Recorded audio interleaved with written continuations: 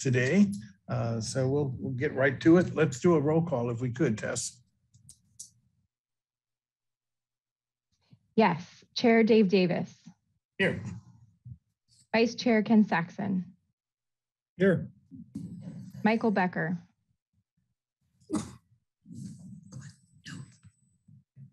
Here. Diane Meester Black. Here. Hillary Blackerby. Here. Roxana Bonderson. Here. Marge Caffarelli. Here. Roger Durling. I'm here. Nadra Ehrman. Here. Robin Elander. Here. Alejandra Gutierrez, I believe is absent. Megan Harmon. Here. Mike Jordan. Here. Ed Lenvik. Here. Peter Lewis. Here. Kristen Miller is absent today. And Suzanne Tejada. Here. Great, thank you. Great, good, thank you for that. We'll go into preliminary matters, or a number of them, before we get to our regular agenda items. First one, opening remarks and announcements. Let me just say that we had an email from Tess. I happen to be up in Oregon right now visiting grandkids, and if we were meeting live, I wouldn't be there. But Tess, you want to touch again on the email you sent out about potential for live meetings next month? Yes, thank you. Yes, I wanted to follow up on the email that I sent earlier today. The city is moving towards in-person meetings beginning April 1st. And so we're looking at our next meeting on April 18th to be in person. And that would occur, it'll likely occur in council chambers or in room 15. As of now, I have both reserved. So I will follow up via email with all of you to let you know where that will be located. If you have questions on meeting in person, if you could direct those to Greta or myself, that would be great. And we'll try to get you information as soon as possible. Great, thank you. Are there any other announcements you have, Tess? The only other announcement that I wanted to just remind everybody, we updated the resources page again. So just take a look if you haven't already. There's a couple new articles, and then a PDF that was sent by one of the SSAC members on trends in real estate in 2022. It's interesting, an interesting read. And that's it from my end for now. Great, good. Alejandro, Councilmember Gutierrez. Oh, Sorry, when you guys were taking rolls and I was having trouble with my audio, so just wanted to say I was here. Thank you. Yeah. Welcome. I'll make sure to include you. Absolutely. Great. Any announcements from any of the committee members? But by the way, there are a lot of folks here. You're on 2 pages, and I have to jump back and forth. So if I don't recognize you and you want to speak, say something, because it's going to be a hard time doing it with as many people as we have today. Okay, let's go into agenda review. We have the first item, the RFP process status. You all probably saw the news article this morning, which talked a little bit about that. I know I'm sure Tess will talk a little bit more about that. We have 2 really interesting, for me, subject matters today. Second one is the presentation and discussion on the future of tourism and the tourist economy in downtown Santa Barbara. Kathy Janega Dykes, my old friend Kathy, is here with 2 of her board members, and they will take about probably 45 minutes or more to give us a little insight into the tourism and their role in the local economy. We'll want to save a lot of time for questions and answers. The second presentation is a discussion of the cleaning, maintenance, and operational functions on the State Street Plaza. And again, starting with staff, but we're also Trey Pinner is coming from the Downtown Parking Committee. He's the chair. He'll share his insights also on what's going on relative to cleaning and maintenance, big deal, and the operational issues that they're having under the current State Street Plaza. Tess, do you want to add anything else at this time, or is that it for what's coming on up the agenda? I think you've covered it. Okay, and then we'll go to the next item, which is the approval of the minutes from the February 28th, 2022 meeting. Hope you've all had a chance to take a quick look at those. They're pretty basic. Do I have a motion to approve? I make a motion. I have a motion to approve. Is there a second? I will second that. And seconded by committee member Landvik. Tess, can we do a roll call on that? Yes. Diane Meester Black. Aye. Hillary Blackerby. Aye. Roxana Bonderson. Yes. Roger Durling. Yes. Nadra Ehrman. Yes. Robin Elander. Yes. Alejandra Gutierrez. Yes. Megan Harmon. Yes. Mike Jordan. Yes. Ed Lenvik. Yes, and I will comment that I did watch the portion of the meeting, early portion of the meeting, which I missed, so I did see it. Thank you. Great. Peter Lewis. Yes. Kristen Miller, absent. Suzanne Tejada. Yes. Chair Dave Davis. Yes. Vice Chair Ken Saxon. Yes. Great, thank you all. That motion passes. Takes us to general public comment. This is the place on our agenda for anyone from the public to comment on subject matters within the purview of this committee, but not on today's agenda, not on today's agenda.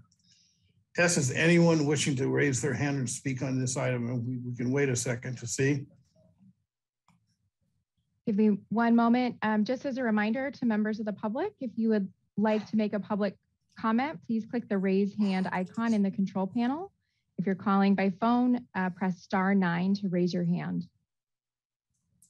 And I do not have any members of the public up. I do have one, Richard Garrett. Give me one moment.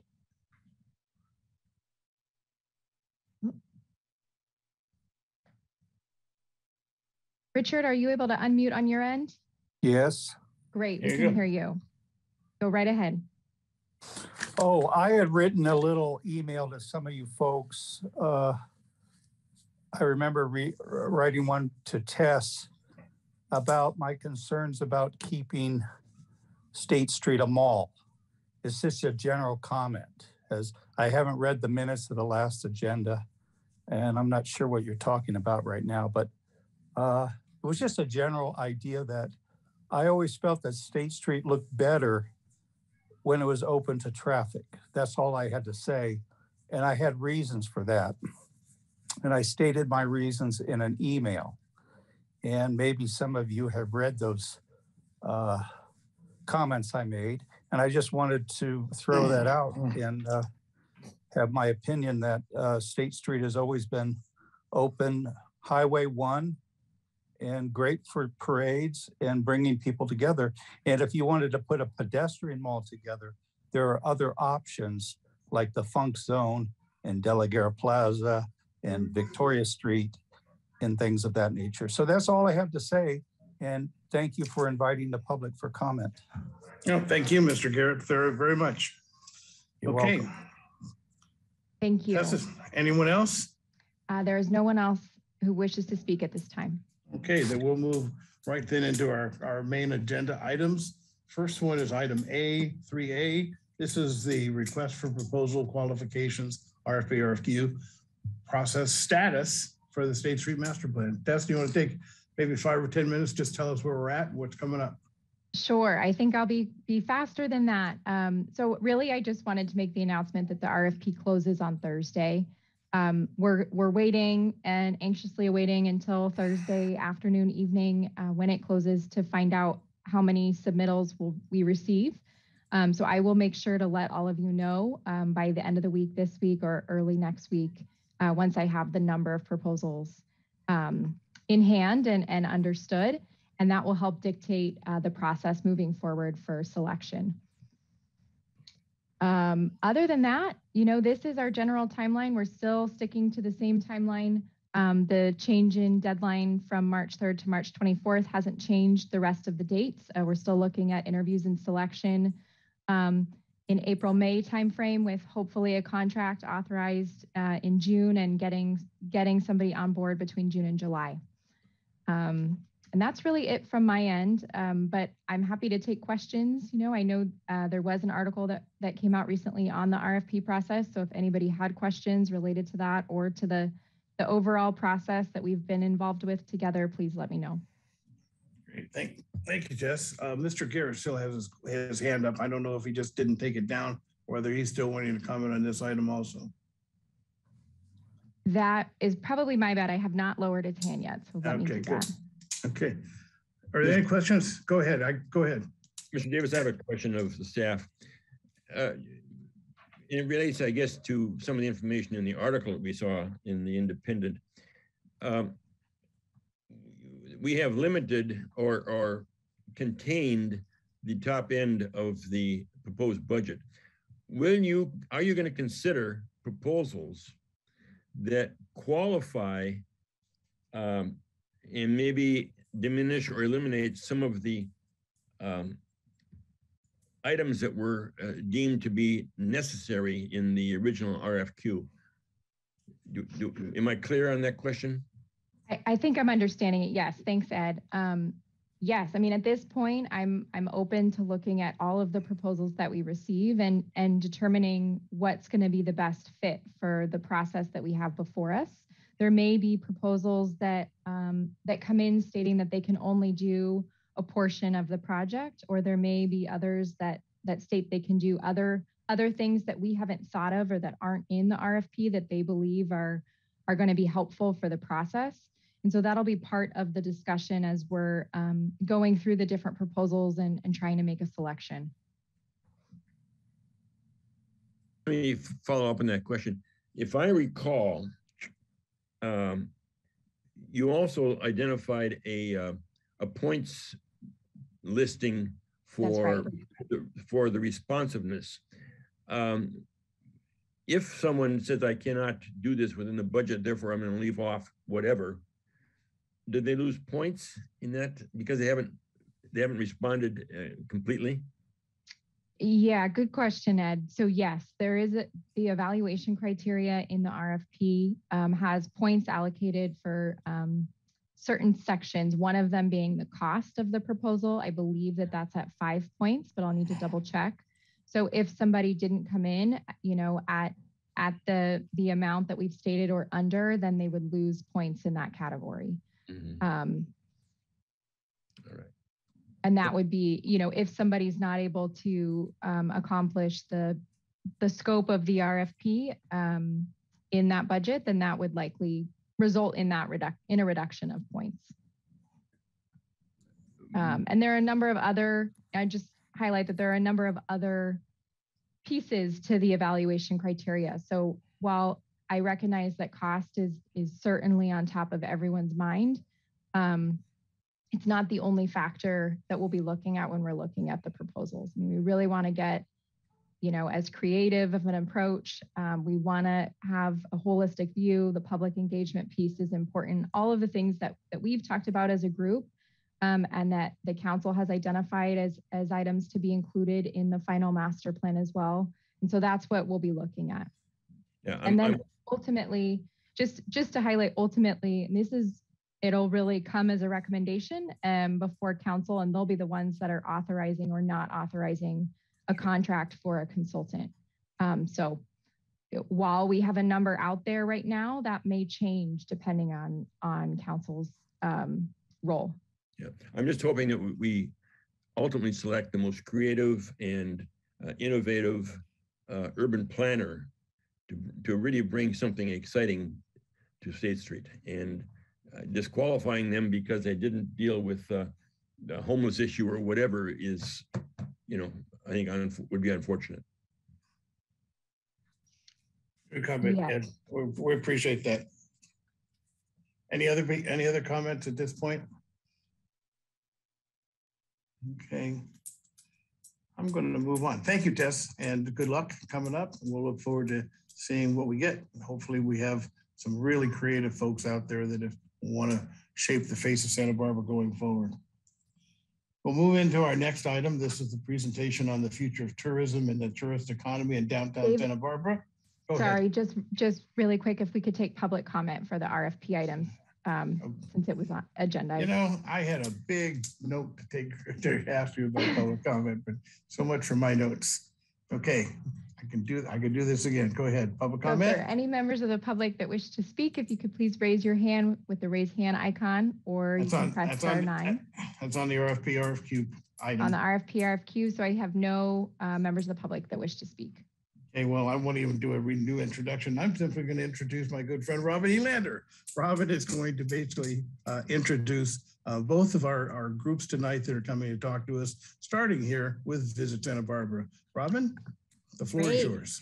Thank you so much for the opportunity, Chair Davis and Tess, really appreciate it. Before I formally introduce Kathy Janaea Dykes for her presentation, I want to tee up this conversation per Tess's request by sharing a bit of information about what the downtown Santa Barbara does in comparison to Visit Santa Barbara, just for a bit of additional background and context. I'll just be brief about this. So the nonprofit organization that's now known as the Downtown Organization, or Downtown Santa Barbara for short, was first incorporated in 1967 by local business men and women, and has served the downtown business community for more than 50 years. The organization was first formed with the purpose to market and promote the 2 downtown business improvement districts, or BIDs, in the geographical boundaries between Mitchell-Terrena, Gutierrez, Anacapa, and Chapala Street. Downtown Santa Barbara's focus mostly is marketing our businesses locally. In recent history, this has been in the form of e-newsletters, social media, a robust website with downtown business directory of over 1,400 businesses that we support and promote. We regularly update a calendar of downtown events, produce many events and programs such as First Thursday, Downtown Live Art and Wine Tour, the State Street Promenade, and many more. I'll go into more background about other aspects of what we do another day, but for now, that'll suffice to say that we focus mostly on local marketing and promotion efforts. Kathy Janaea Dykes and her team at Visit Santa Barbara market and promote Santa Barbara outside of the area, attracting visitors to many local destinations, including downtown. In terms of funding, Downtown Santa Barbara is funded in part by the Business Improvement District, or BID assessment, first started in 1967. Businesses collectively decided to add a fee on their business license for this bid that serves to brand and fund marketing efforts downtown, as well as some supportive additional services that kind of have ebbed and flowed over the years. Kathy will very likely be talking about the Tourism Business Improvement District in contrast with the BID, or T-BID for short. I mention this just in part to share some additional background of all of the different funding sources that make downtown function. Later, we'll receive a presentation from Sarah Clark that will share more information about other funding sources related to parking and maintenance. So now, proper introduction for Kathy. Kathy Janaea Dykes, CEO and President of Visit Santa Barbara, leads the Regional Destination Marketing Organization for Santa Barbara. I've had the privilege to know Kathy for maybe about 20 years from her work and my work in Ventura, as well as in Santa Barbara. The world knows Santa Barbara is the American Riviera, mostly because of Kathy Janaea Dykes and her team at Visit Santa Barbara's great work. Kathy brings more than 3 decades of global sales and marketing experience to her role. She and her team have been the driving force between the implementation of Santa Barbara's Tourism Business Improvement District, that T-BID I mentioned earlier, that strategically funds marketing to the world and helps attract hundreds of thousands of travelers to spend their money locally. Over the past decade, Kathy has helped the community navigate and recover from a barrage of devastating crisis scenarios, including oil spills, multiple wildfires, mudslides, and most recently, the pandemic. Her decade of service on boards and committees ensures she's always learning and bringing vital intelligence back to our community. She served on multiple terms of the executive board of the U.S. Travel Association, chaired the California Travel Board in 2019. She's been a longtime board member for the Downtown Organization and Hospitality Santa Barbara, which I believe is also what we're going to be hearing from today. She served with numerous Visit California committees, and we're so lucky to have Kathy and her highly professional team marketing our community. Her efforts make Santa Barbara a highly sought after destination. And now I'll turn it over to Kathy for her presentation. Wow, thanks, Robin. That was a great introduction. And I feel like the best part of my job is to be able to work with very talented visionaries like Robin, and of course, all of you that were invited to serve on this committee. Certainly what a crazy couple of years that we've had. I'm going to talk more about the challenges that as the tourism industry, but certainly there were a lot of silver linings as well, too.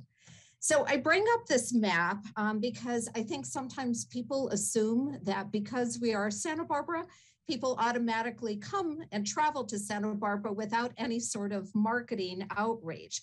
But I'd like you to put yourself in this position. Where do you want to travel? Obviously, the world is out there for you. And this is the question that our customers really ask each other first. And when you reflect on your own travel passions, I suspect you work through answers to this question before you consider when or which hotel do you want to book. There's lots of choices. So I hope that you'll join with Visit Santa Barbara as we work through the future of State Street, as we ensure more people answer Santa Barbara and certainly become our future customers. And it's really through this increased demand for the destination itself that our local businesses receive new customers, create those stable jobs that we need, and return income to their investors and certainly to our city as well, too.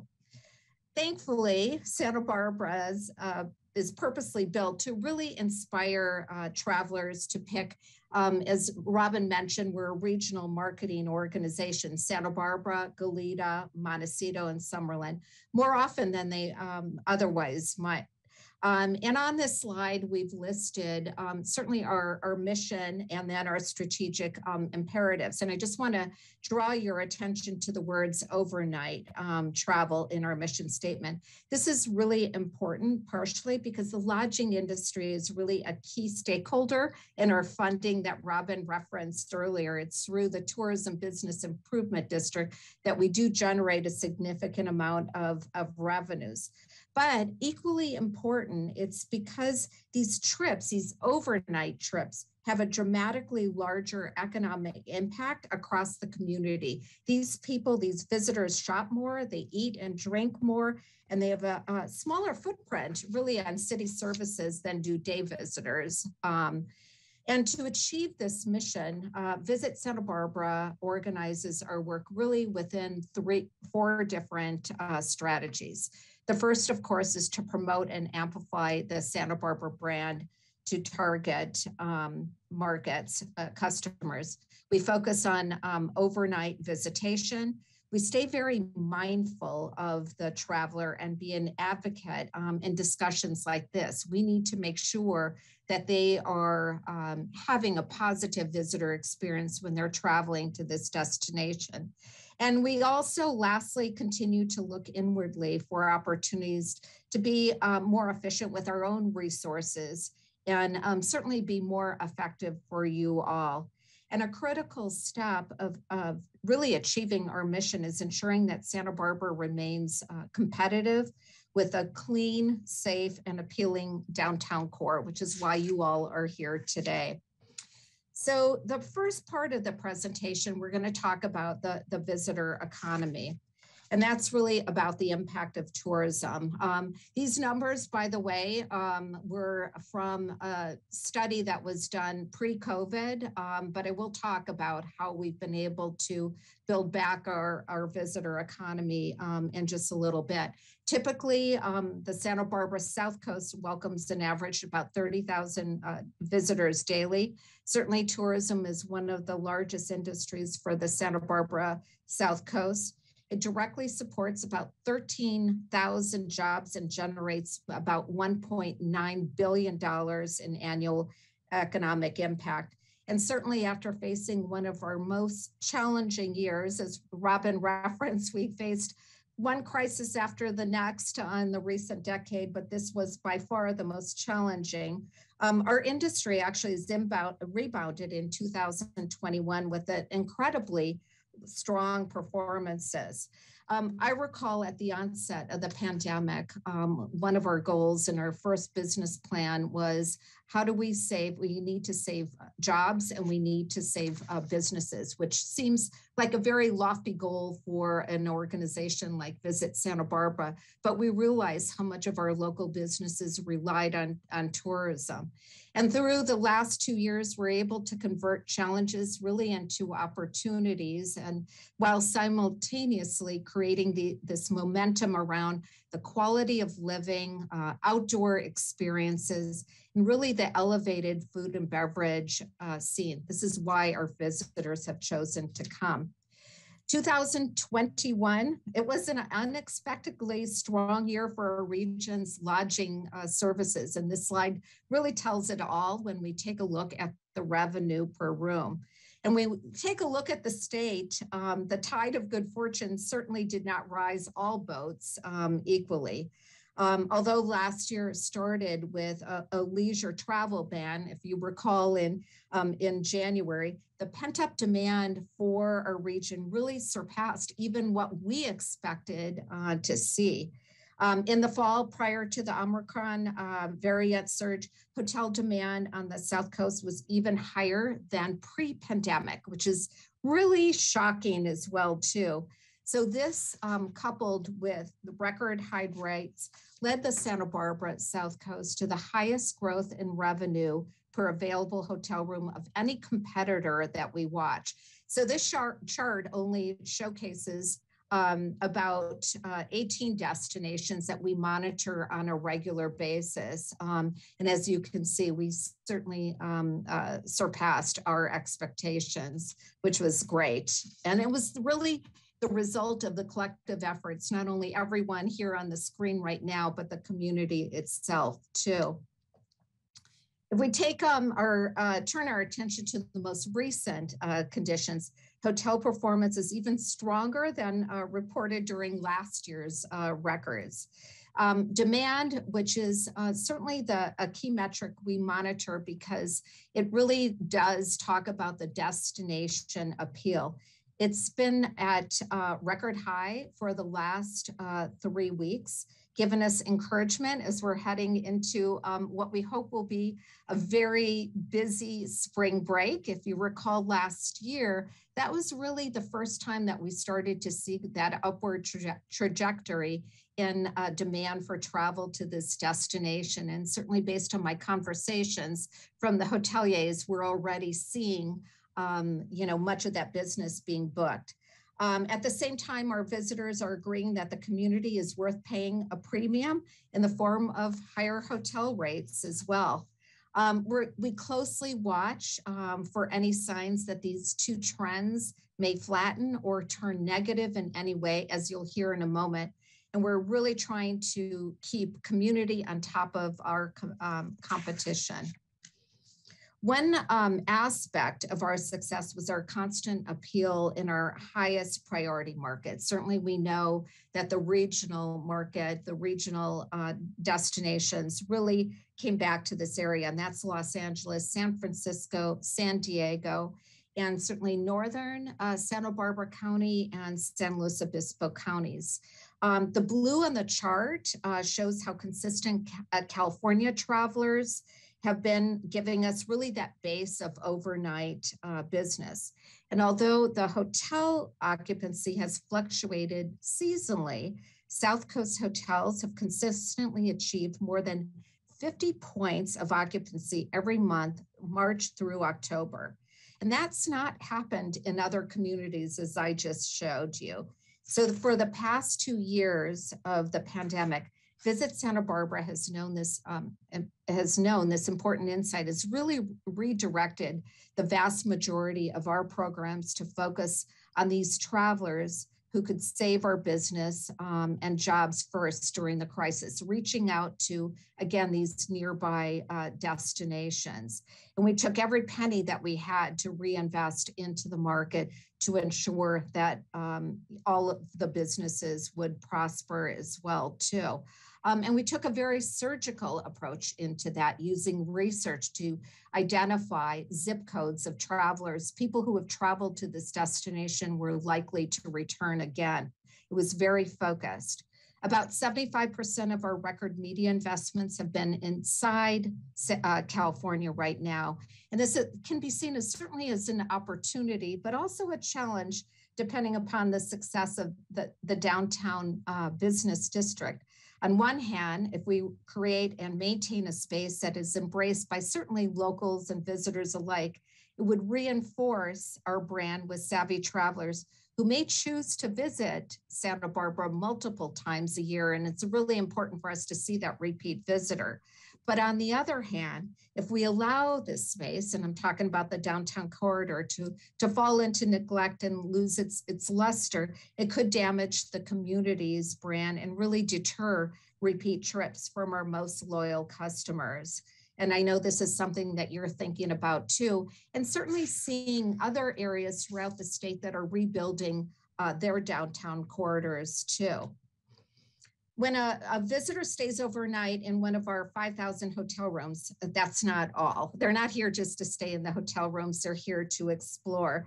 So here's a look at what hotel guests explored around the region in the past 12 months. Again, we're using this geolocation data to be able to inform some of the decisions and be able to talk about where they've gone. Certainly State Street and Funk Zone are essentially tied as the most popular attractions and neighborhoods. But it's worth noting that State Street is geographically larger with more businesses and certainly more jobs to support. I won't show the charts, but it's remarkably similar when we segment the audience into Goleta and Montecito hotel guests. Many are drawn into downtown Santa Barbara during their trip. So whether they're staying even in the valley, they're coming into the downtown corridor as well. So there is this strong connection between what past visitors love about Santa Barbara and the opportunity of the State Street Promenade. And again, this is based on research that was conducted pre-COVID. Although the order or the magnitude of these responses may have changed by the pandemic, the last time Visit Santa Barbara studied visitors' impressions of the region, they told us they love us for, of course, the beauty, ambiance, dining experiences, walkability, architecture, and laid back, relaxed vibe. I don't need to say that to you all understand that as well. And if you're curious about the breakdown of our visitors, you'll notice that they're generally affluent in-state markets, and then markets with also great air connections to Santa Barbara, like Dallas, Phoenix, Las Vegas, and Denver as well, too.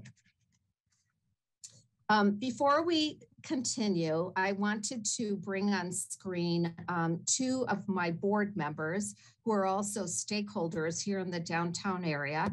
One is Chris Klein, who is the new general manager, Hotel Santa Barbara, and the other is Mitchell Shervin from Bouchon Santa Barbara. And I've asked them to provide me and all of you with insights about what their customers are saying about the downtown corridor, and particularly, have you seen tourism change as a result of the pedestrian promenade, or what benefits or drawbacks has the promenade caused for your customers? So Mitchell, let's start with you first, and then we'll turn it over to Chris. Well, thanks, Kathy. Good afternoon, everyone. And Master Planner Harris, thank you for inviting us to come and present today. Well, it's been a dramatic few years, as everyone is well aware of, but I couldn't help but thinking back to some of the previous disasters that Robin mentioned and Kathy again, and think that not all disasters are created equal. Many of the other earlier examples, I remember 9/11 being back on the board when it was called the Santa Barbara Conference and Visitors Bureau, the big mouthful. It was a terrible time, 9/11, obviously, because every group under the sun had to cancel. There was no air travel. People were afraid to fly. That angst lasted for quite some time, as I'm sure all of you recall. But very quickly thereafter, there was an immediate bounce back to the drive market, and that traveler segment really kind of buoyed our fortunes after the first few months of shock, and made a big difference. Whereas the Thomas fire, the debris flow, literally in some instances cut us off from that drive market, and other places were doing well, but here in Santa Barbara, we were struggling to get anybody even to show up in downtown. As to the current state of affairs, as Kathy showed on her screen there, the amount of tourism we're experiencing right now is literally unprecedented. Certainly more than anyone I think would have projected. I think there are a lot of interesting reasons for that. Our unique selling points, as Kathy mentioned, certainly are a big part of that. The beach, the wine country, the small downtown, all combined with the new mindset of, I don't want to be anywhere where I'm too crowded. I don't want to be in a big city. I don't want to go anywhere where it's going to be too challenging on any of those levels. And of course, that laid back lifestyle that Kathy's mentioned has played perfectly into our recovery. As far as the guests and what they're saying specifically about the Promenade, by and large, everyone is pretty much blown away at the speed and success of our Promenade. And I'll get to the detractors and the concerns we have in a moment, but I think it bears repeating. Jason Harris has always done a fabulous job of outlining kind of the timeline of how quickly Santa Barbara stepped up and made it possible for retailers, restaurants, and anyone else who wanted to put a parklet out to do so. And if I recall correctly, I believe Jason said we were the only city in California that didn't require at least some sort of permit to do so. Well, some of you may not like that idea. It definitely fast-tracked the process. What people like about it the most is that it is outside, obviously, but also I think a lot of the aesthetics, whether you like some or don't like some, being varied and different and unique is charming to many. And I think some of that is definitely going to be a honeymoon period that we probably will be exiting soon as people start hopefully believing the pandemic is over. And then they'll start seeing a little bit more of the less attractive aspects of it. But for now, they're grateful that we have it. They understand that people acted quickly to make things happen, that it isn't a permanent structure in most cases, and they're just trying to do their best to survive. The other things I find very, very front and center for most guests is comfort. And of course, I'm speaking primarily of those establishments that are open at nighttime. Many restaurants are open for breakfast, lunch, dinner, breakfast, lunch, and dinner.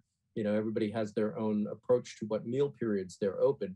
But for those that are focused on a dinner hour or a nighttime service, realize that that's probably about 80% of your revenue if you're open for lunch and dinner at a full service restaurant. So the tax revenues, the jobs, all of it comes primarily at the dinner hour for many of the top restaurants that are trying to serve outdoors and take care of guests that want comfort.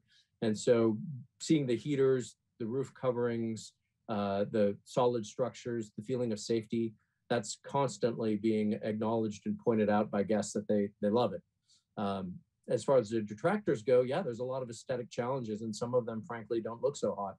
But I think that's part of the masterful work that this committee is so ardently doing now, and that we're all anxiously awaiting. I really appreciate those on City Council who took a moment when we were trying to pass some of those design guidelines along with the fire and safety concerns down the center of State Street, and decided we could pause on making some dramatic changes on those design aesthetics in order to allow your group to do its work and come up with a plan that would be more timely in its release and give operators a chance to adjust to it, not on the fly, but rather with a long range plan.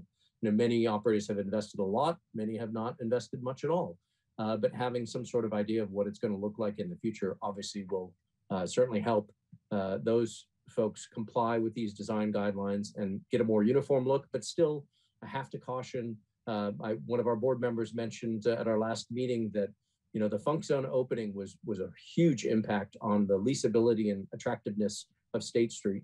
And some of the vacancies can be directly tied to the fact that the Funk Zone really is one of our prominent spaces now. I found it ironic when I type in State Street Arts District, the first hit that comes up is Funk Zone. So it's a challenge to have competed with that now for 7-8 years since they've really taken over down there. And I think it's important, understatement of the year, that we get this promenade right so that it remains tied with the funk zone, as Kathy pointed out earlier, in attracting guests to this part of town.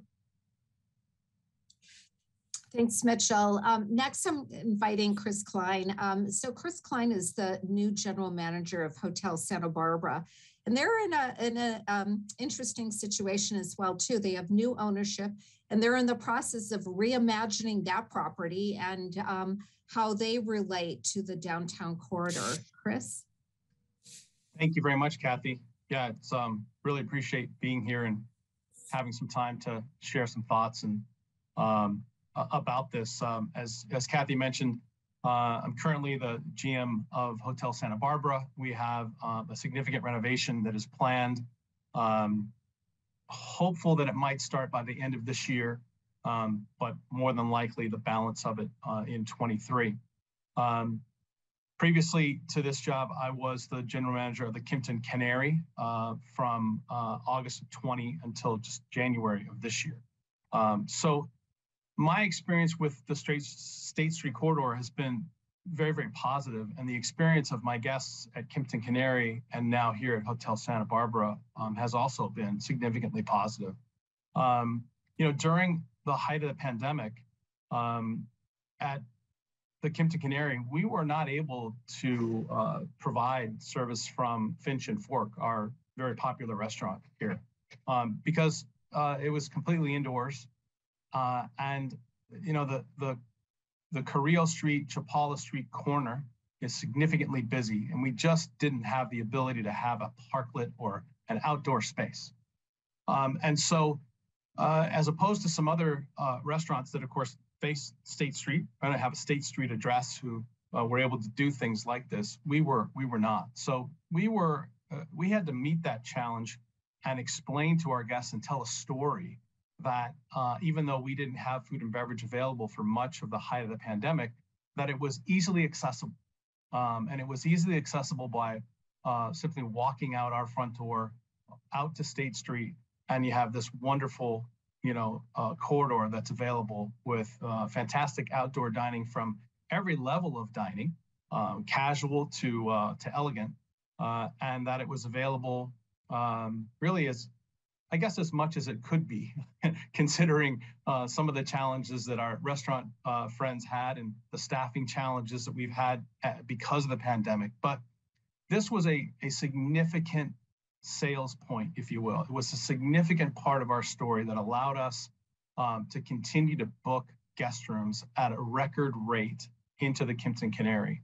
And I know from talking to team members here at Hotel Santa Barbara, it also was a significant impact here, even though I wasn't here at the time. So, I'm convinced that it's going to remain positive as we move out of the pandemic.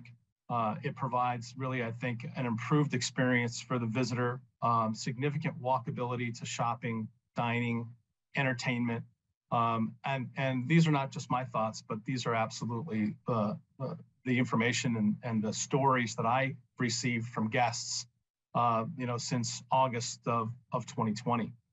I think it's important to note, and it's been mentioned a couple of times, and I'm sure you're all aware of it, but I think for me as a hotelier in this market, and I work closely every day with so many wonderful people and so many wonderful people who work very, very hard at what they do. The Kimpton Canary would not have been able to maintain and keep so many of our hourly and management staff during the pandemic if State Street hadn't been open such as it has been. We literally just would not have had the level of occupancy that we realized, and therefore we would have had to lay off a much more significant number of people. And so I think there was a direct correlation between how quickly Visit Santa Barbara and the city and all of these folks moved and mobilized to get the corridor into the state that it's in and has been of keeping people employed. And that was significant. That increased demand, again, that I see as a correlation from State Street, was really positive for the local economy. So, there certainly are always, some drawbacks. I think for the most part, for me, it's to a degree, there should be, some fun in the aesthetic. There should not necessarily need to be homogenized, in my opinion. But there are differences, as some restaurateurs and some others who have these parklets have decided, not to put a roof or not to have heaters, and those are troubling for guests looking for the right place to dine on a cool night, in Santa Barbara. So those elements were certainly appreciated by our guests who went out to dine outside when they felt that was the safest option for them during the pandemic. And they loved it. So, it hasn't been perfect. I don't know what is. Still searching for that, but it has been significantly positive. And again, that's just not my voice, but I'm repeating the voices of our guests that I've had the pleasure to serve now for almost 2 years in this market. So thank you so very much again for your time and attention. And we're excited to see what's coming with this process. Thanks, Chris and Mitchell. Obviously, what happens in the downtown corridor affects your business directly as well, too. Right now, I'm going to touch base on some of the Santa Barbara's marketing programs, because I realize unless you serve on one of our boards or committees, you often don't know how we actually market this destination, because all of our efforts are really done outside the area. We haven't changed our strategic imperatives at all since the pandemic. So these always ensure that we're always aligned and on mission as we continue to fulfill our business plan and really navigate the challenges and new opportunities that lie ahead of us. So I'm going to walk through some of the recent marketing programs and beginning with, as a reminder, Strategy 1, which was really positioning and amplifying the brand of Santa Barbara. And we primarily achieved this through paid advertising, content marketing, and our public relations platforms. And for those that may not have seen some recent ads, our campaigns are really designed to stimulate overnight leisure visitation to the South Coast and really drive awareness in our key priority markets. We invest in a variety of digital advertising, paid social media, video display ads, paid search, and print. And hopefully all of you are following us on our social channels. I do, and I always find out about new businesses that may be opening up. We have quite a few people who are following us. The digital channels right now continue to dominate our advertising mix, primarily because of that hyper-targeting capability and our flexibility to be able to scale up and scale down. And this was really the most efficient use of our money during the last 2 years. As I mentioned, this year we targeted individuals in affluent zip codes in our top drive markets with our target advertising. And this allowed us to be very diligent in the way that we reached prospective visitors too. What we do is all about storytelling, whether it's about the downtown corridor or some of the specific experiences that you can enjoy in the downtown corridor, or the attractions, or certainly our lodging facilities as well too. But this is how content marketing on our own channels really complements our paid advertising and is instrumental in driving overnight visitation. Our social media channels are on average are averaging a staggering 55 million impressions a quarter, which is buoyed by our growing audience of approximately 500,000 engaged followers. So quite a few of you are following us as well too. And certainly our visitor magazine is another example of how we tell the story of Santa Barbara. And this is distributed really throughout the world for the most part, and at the various visitor centers too. Our website is certainly the #1 source of visitor information for the South Coast. Really allows us to be flexible in updating the stories and experiences of Santa Barbara. And as you can see, has really continued its trajectory of incredible growth in its users. And again, this is where we tell our story. And certainly a reminder for those organizations throughout downtown and throughout the city, one of the most popular section of our sites are event listings. So if you're planning an event that is appropriate for visitors, I encourage you to post your details and certainly let us know so that we can add that to our website.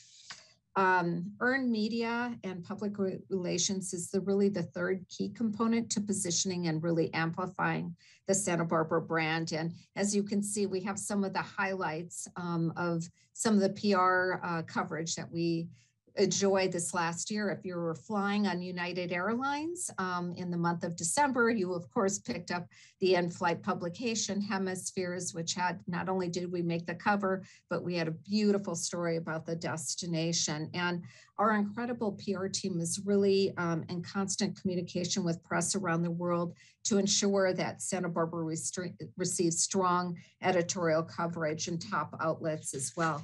In addition, we host dozens and dozens of media every quarter, and they in turn certainly generate the results that we're seeing as well too.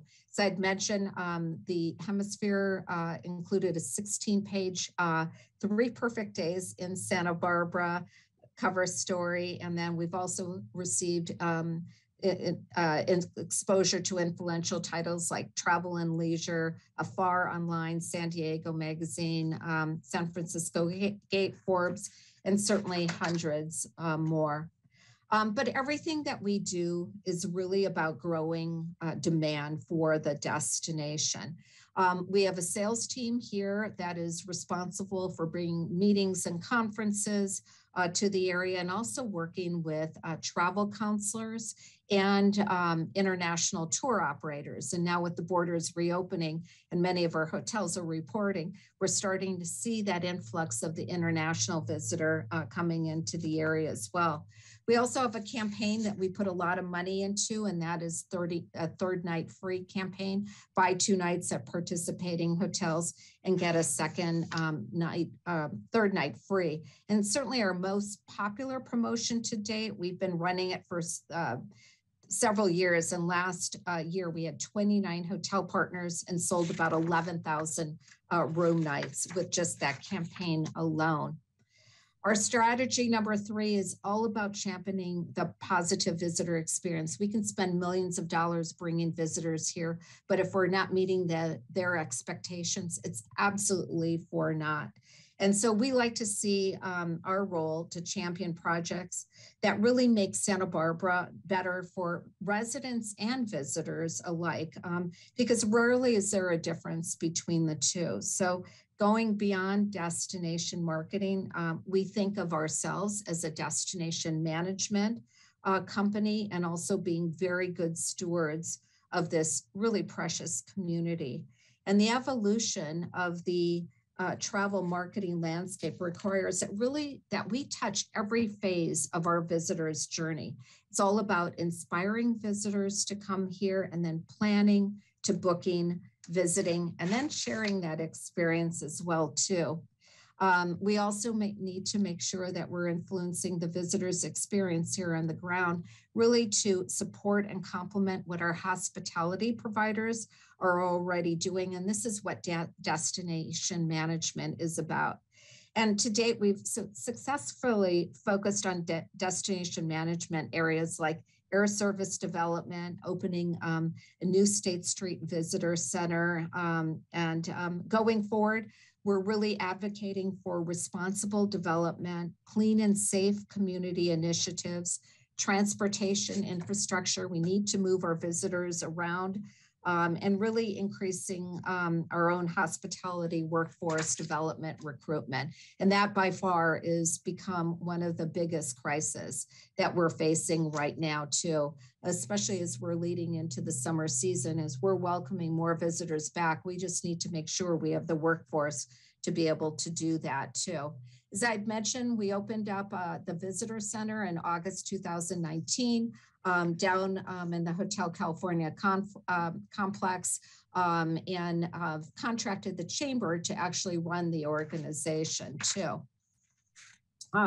Also, We've been able to grow airlift, which I'm hopefully all of you are taking advantage of, working very closely with the Santa Barbara Airport and many of you as well too. This was certainly not an easy feat, particularly during the pandemic, but we were able to launch Southwest Airlines. We have been courting that airline for about 7 years.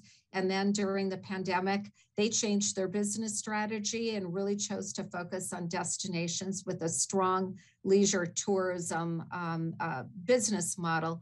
And they were able to come in. They just announced that they're also going to be launching service to Sacramento, in addition to Las Vegas, Denver, and Oakland, and that'll start in June. And of course, we also have Alaska Airlines that launched service to San Diego during the pandemic, and United will be resuming their seasonal service to Chicago as well too.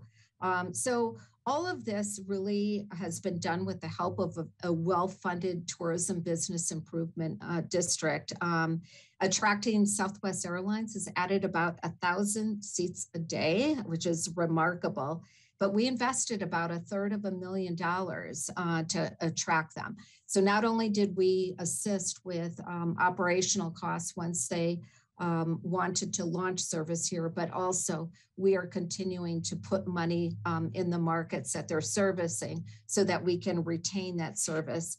And this is truly an example of a strategic win with payouts, not only for the lodging industry or hospitality industry, for our community as a whole.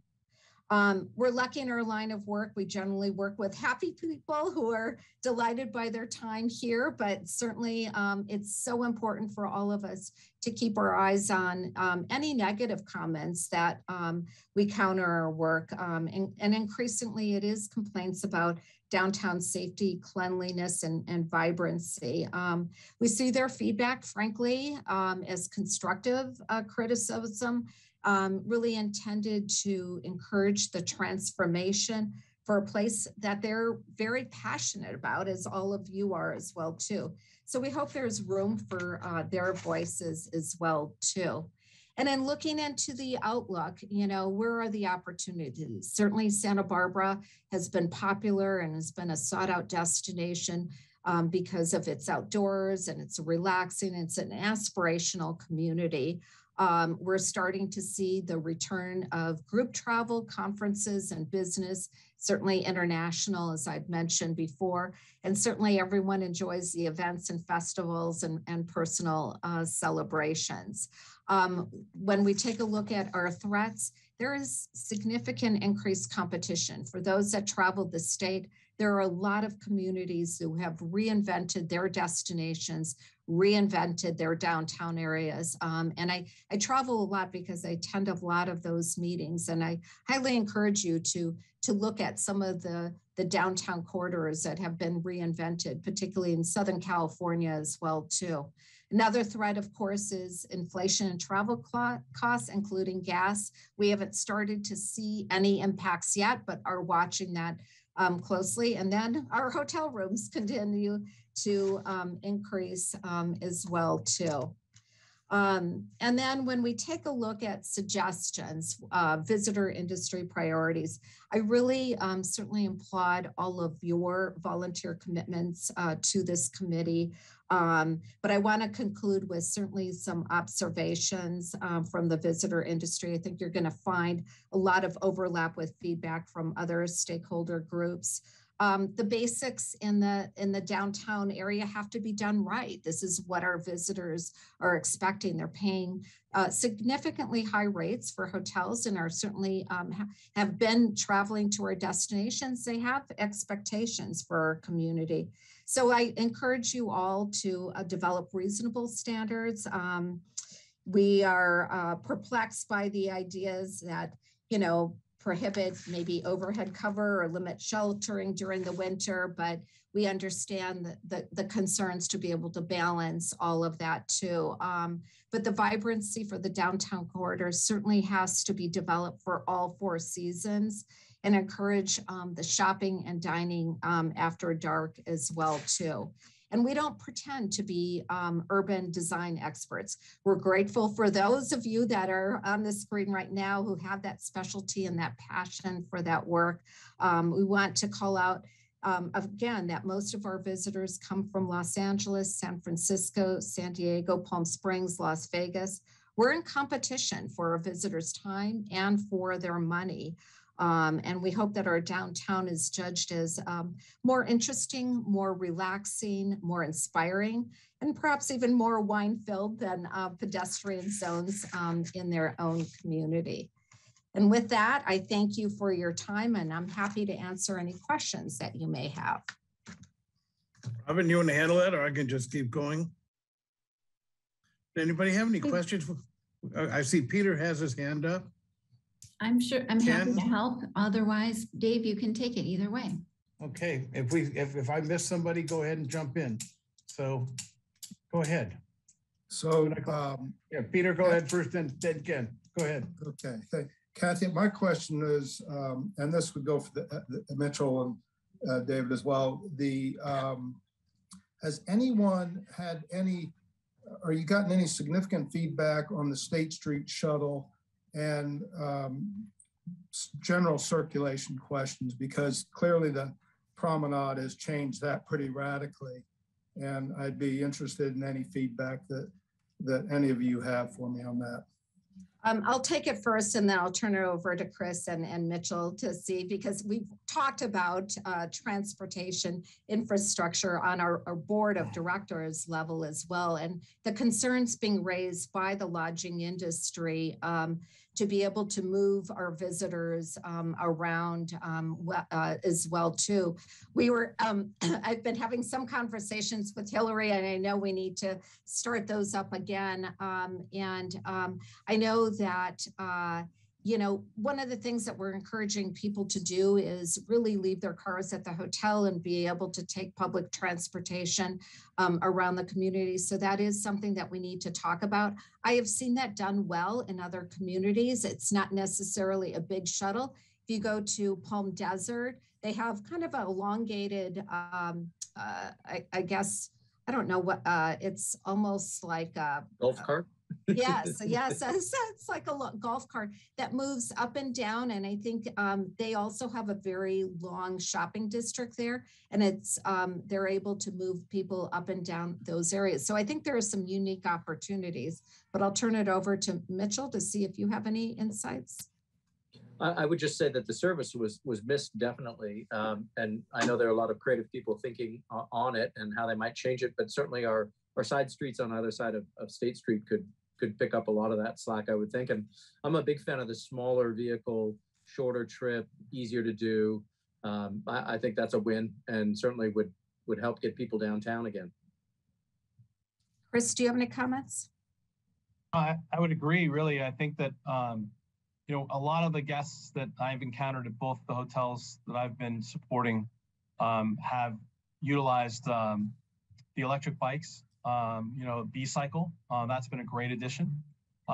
Many are happy to walk, but I think you know, an electric small application, if that would be possible, could be a great solution. But really, I think it's more about, you know, if someone's at Canary up at Carrillo and State wanting to get down to the Funk Zone, and some type of an access in that way that would be easy for them would be a positive. Great, good comments. Ken. Well, first of all, thank you so much, all three of you, for this presentation. It was so very informative. And also thank you for anything you did to help bring Southwest Airlines to Santa Barbara, which I never thought would happen. And I'm with them tomorrow morning. It's great. So we're here thinking about the future, the medium-term and long-term future of downtown. And, you know, a vibrant downtown of Santa Barbara, the future is going to serve well this really significant tourist industry that you've talked about. And it's also going to really serve well our residents, the people who live here in Santa Barbara. And I'd love to hear, you know, particularly Kathy and Mitchell, to talk about, like, where do you see what downtown needs to be healthy for tourists and residents? Where do you see that like as symbiotic as they work together in the same direction? And are there places where those two things come in potential conflict? Mitchell, do you want to start and then I'll jump Sure. I think a vibrant downtown is what attracts locals as well. One of the biggest kind of head scratchers for us once we were able to open outside on the street was the number of locals that came down to check it out that said, you know, we haven't been downtown in years. Some of them might have been exaggerating, but you know, the comments were primarily about safety, about the ability to traverse State Street without an e-bike taking you down. You know, cleanliness, transient, you know, everybody has the reason why they might have been avoiding State Street, lack of interesting boutiques, you know, name your reason. So I think anything we did to improve all the things we've been talking about would not only appeal to our visitors, but also reinvigorate our locals to spend time again downtown like they did before. I would echo Mitchell's comments as well too. I mean, I was downtown trying to support businesses from day one, you know, obviously being safe and careful and you know, and I was vaccinated, but I too saw more local people returning into the downtown area once they saw the vibrancy and you know, the frankly new experiences that they could enjoy in the corridor.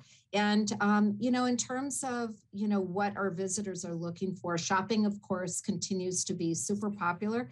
And it's obviously they're looking for local, you know, items, but, you know, it also, it is fine to have also the larger brand stores because I'm a shopper. I often don't have time to shop at home. So I shop when I travel, and it's really kind of the combination. And the brands bring the people into the downtown area, and certainly those little boutiques and independent businesses are fueled by, you know, some of the marketing that they're doing too. Certainly we're seeing more wine tasting rooms, really providing some really interesting experiences, and that helps as well too. So I think it's really a combination, and there are communities out there that are doing it, you know, very well. I mean, Santa Barbara, of course, has always done it very well, and clearly, you know, this has been a draw for our visitor industry. Okay, can't see the whole screen. Anybody else? Yes, hi, Chair Go Davis. ahead. Wanted Go to ahead, comment. Roxana. Yeah, Thank please, you. go ahead.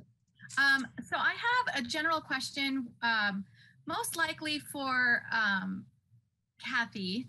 I'm curious to know when we speak about tourism, and certainly you've done so much work, the presentation was quite thorough. I'm interested to know if you take into account the tourism that comes from the international student population that comes here to study for long-term, whether it's 3 months or a year, sometimes even longer, but that influx of that, the constant tourist that we don't often look at as a tourist because they pay rent instead of sleeping in a hotel. And that's actually a really important part of our market mix. I'm glad you brought that up as well. We don't really track, you know, how they're spending their money, where they're staying. I will tell you anecdotally, certainly, you know, a lot of those students that are staying, that are going to school, let's say at UCSB or even City College or some of the language schools, I mean, their friends and family are visiting them too.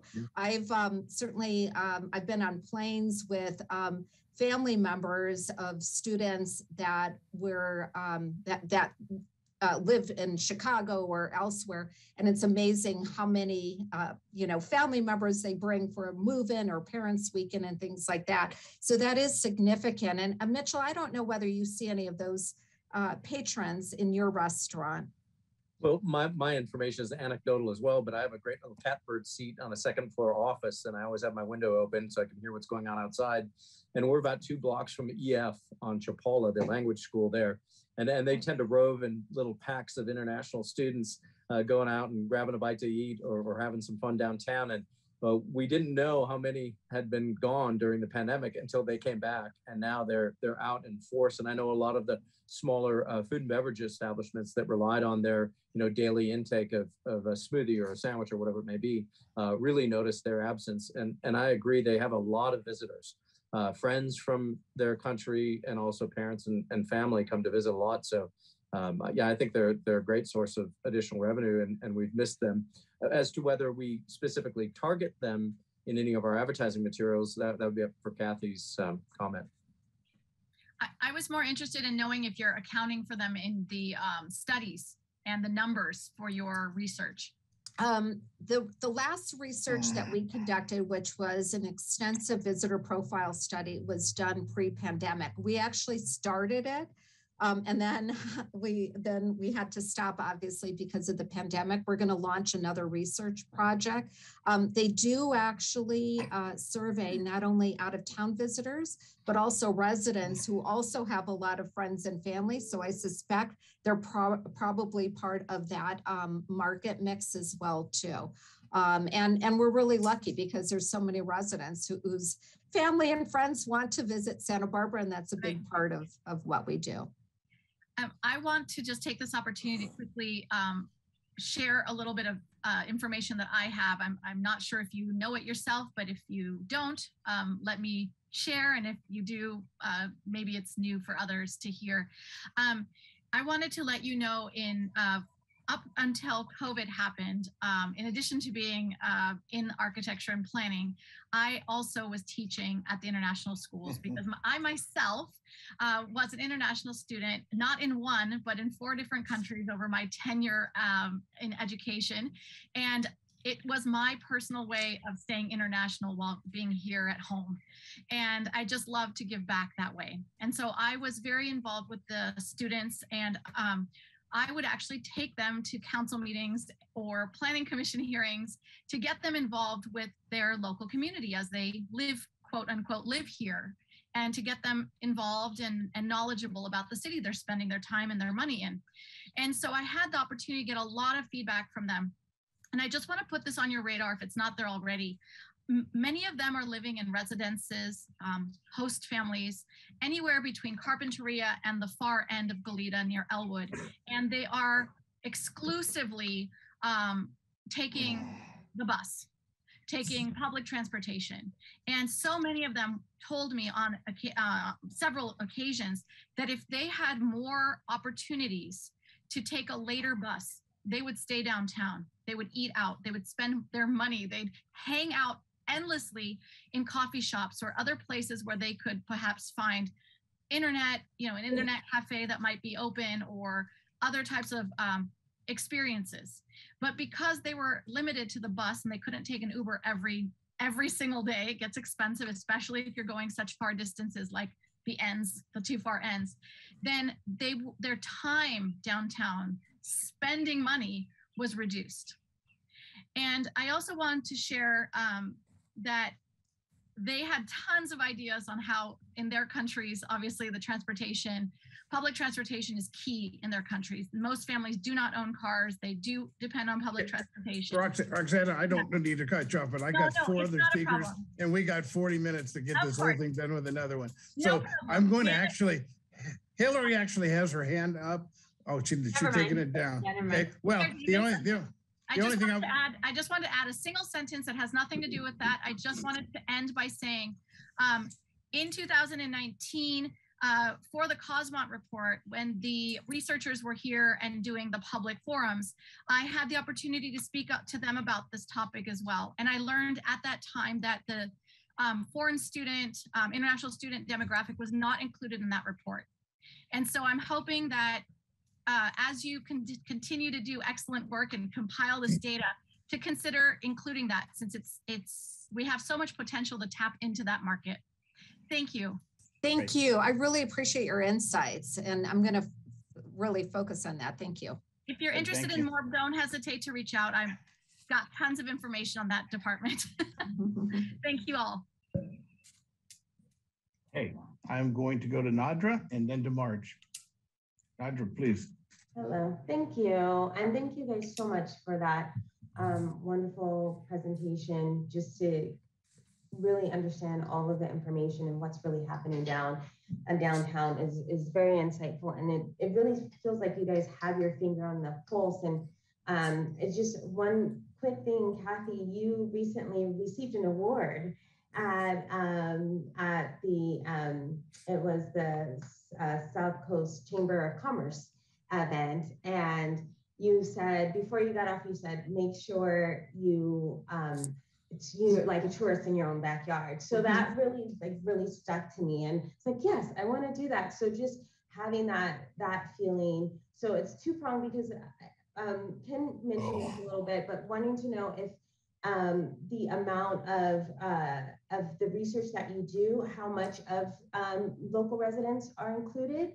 And then also just a question for you guys, because again, it really seems like you guys are dialed in on what's going on downtown, what local business owners need. So what would be your advice to us in terms of some tactical insights in terms of, okay, if I would, if I could, have my wish list, or I had one or two things that I would say like, yes, if this was going to happen, I want this to happen. What would you say? What would you tell us based on your insight and what you hear from visitors and shop owners and employees downtown?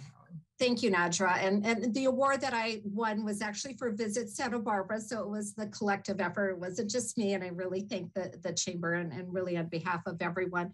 And at the end, as Nadra mentioned, I did encourage all of our residents to be visitors in their own town and really take advantage of everything that we have to offer and support local businesses.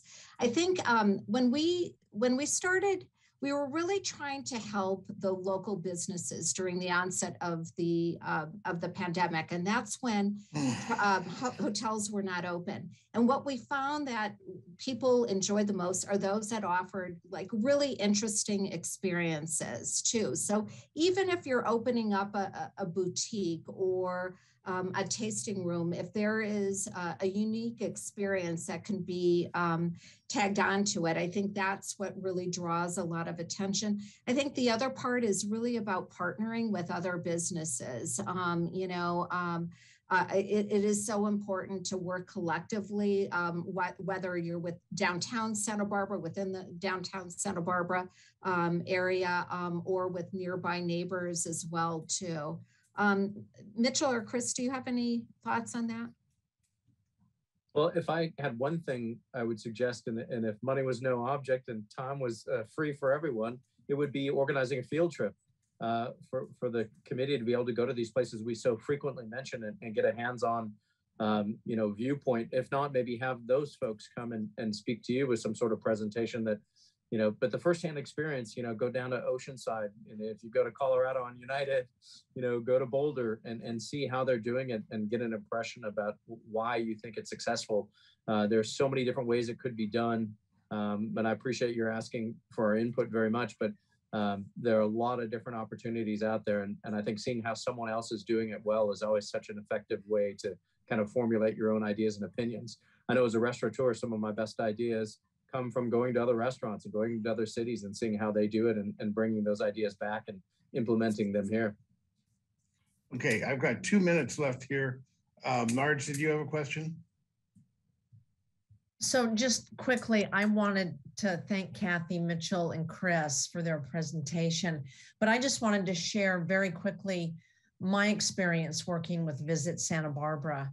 In 2019, we made an investment to work with Visit Santa Barbara across several different categories, digital, they have a dedicated newsletter or email letter that goes out and they tailor that to the business. And then they have, all kinds of advertising and advertising on their website and whatnot. And we made this investment in December of 2019 to implement in 2020. And then of course, all hell broke loose and we had the pandemic, and Kathy and her team said, let's wait to really implement this stuff. and we waited until 2021. Now, Santa Barbara Public Market was primarily locals. That was 90% of our business. But boy, once we started implementing these different strategies with Visit Santa Barbara, we started to see a number of folks from out of town. You know, we're up so far up the block that it's hard for people to get to us or to see us because we're not just on State Street. But we saw a huge difference with that investment. And, you know, Kathy's got a great team, very flexible, and very creative. And so I just wanted to share that. Good. Thank you, Marge.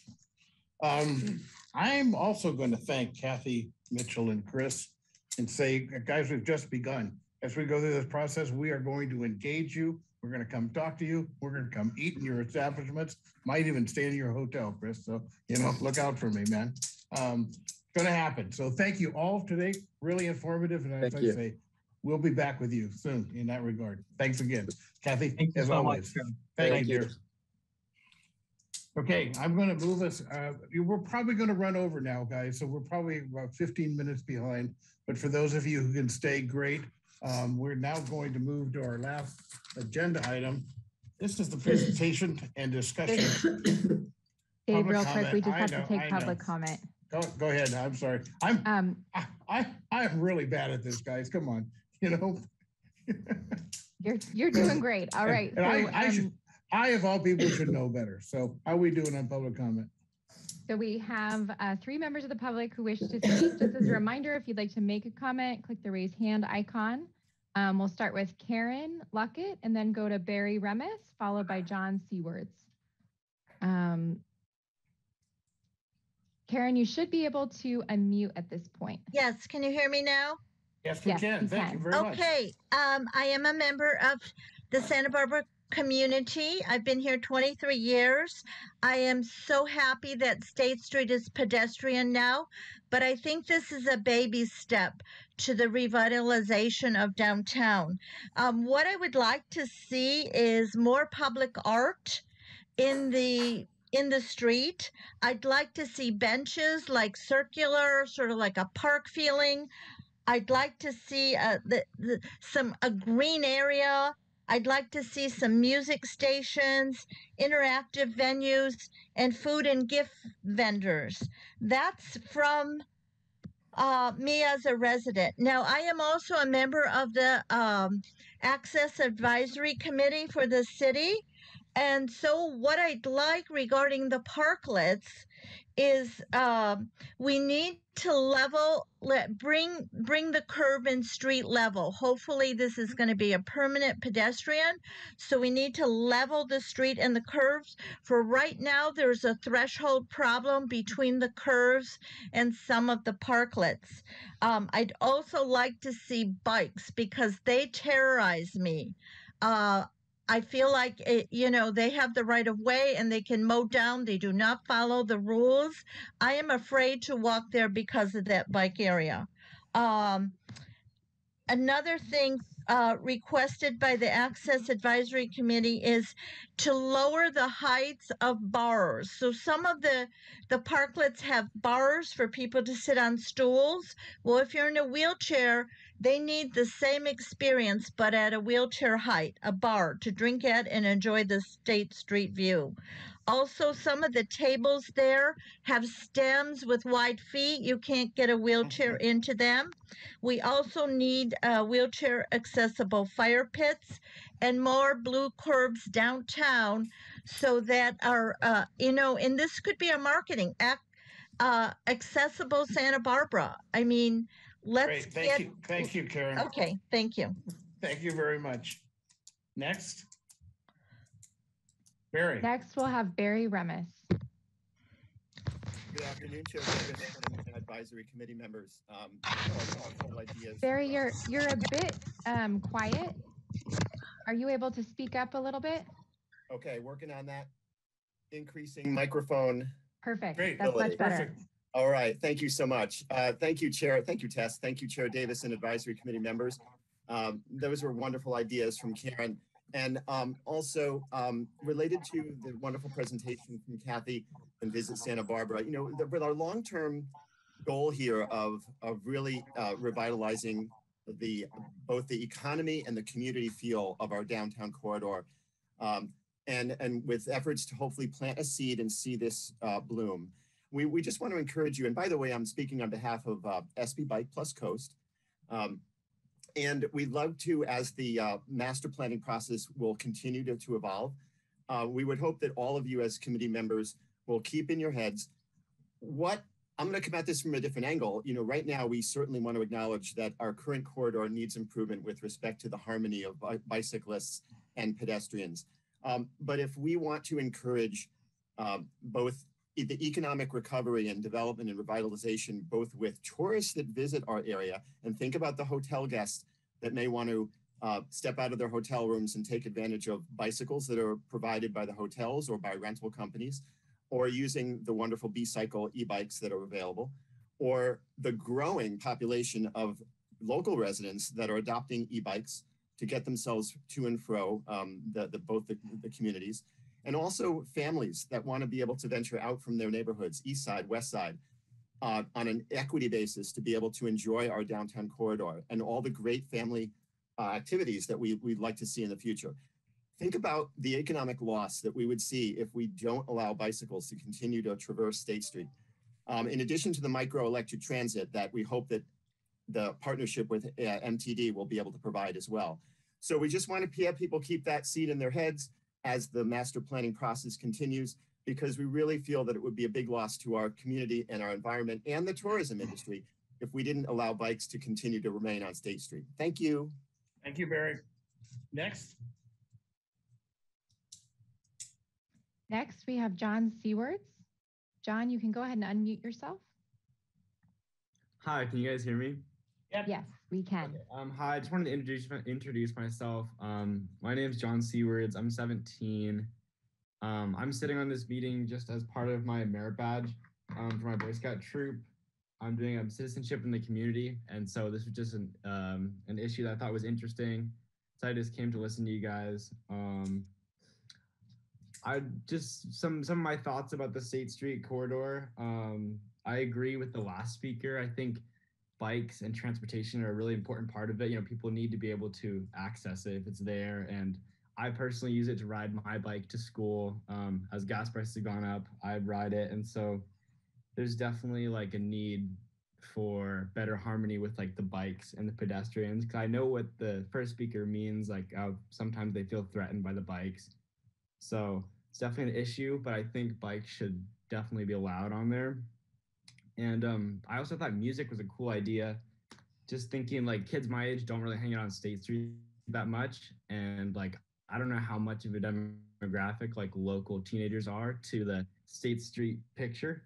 But if there was like music on State Street, my friends and I would probably, you know, be a little more inclined to go down and see what that's about. And I think that's a really cool idea that was mentioned by the first speaker. So that's what I'll have to say. Great. Well, John, thank you for your involvement today, and good luck on your merit badge, man. Thank you a lot. Thank you. Okay. Anybody else, Tess?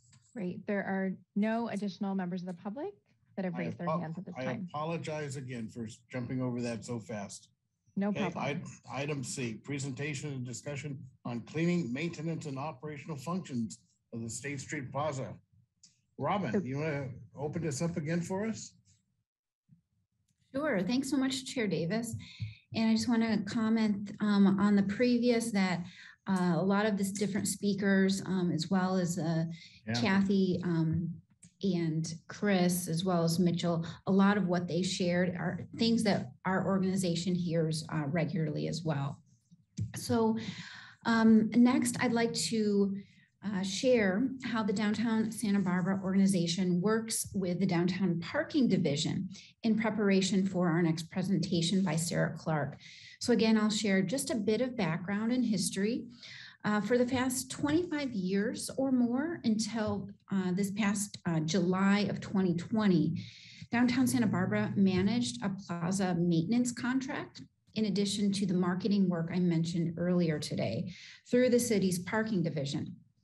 Our organization managed janitorial, sidewalk, power washing, the hanging of the State Street flags, and landscape maintenance. This transition to the city was in progress just as I was starting my position, and so I didn't have any influence over that at the time. Let's see, for many years, the Downtown Santa Barbara organization did quarterly maintenance walks with the city staff to track maintenance requests, and as we did the different things with our maintenance contract.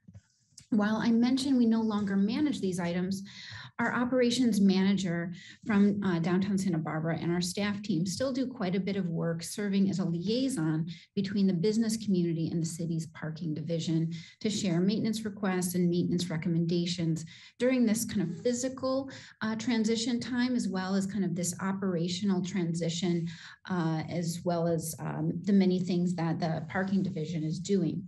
So while called downtown parking, the parking division does so much more than manage the parking garages. And Sarah Clark, who's serving as the acting downtown plaza and parking manager on an interim basis, took over after Victor Garza retired from his role. Sarah has been with the city for 8 years, all of them in downtown parking. In addition to the maintenance of sidewalks and streets in the downtown commercial district, they also manage the Parking Enterprise Fund, which is funded by parking fees, mainly in the parking garages. The parking division also has an advisory committee called the Downtown Parking Committee that oversees and advises on budget and financial matters, policy, and operations. Sarah and her team, as part of the Public Works Department, so the division is under the Public Works Department, they're a new and evolving cross-functional downtown team. Sarah and some of her colleagues were also recently involved in the changing, not enviable assignment of the implementation of the 20-foot fire lane on the Promenade. Prior to joining the city, Sarah worked in the areas of economic development and planning. Sarah has become a key contact for me and my staff team at downtown Santa Barbara as we work to navigate this new space that we have downtown. And now I will hand it over to Sarah for her to share her presentation. Thank you, Robin. I'm going to go ahead and get my slides up here. Let's hope that they come up correctly. Okay, are you all able to see that? All right, great.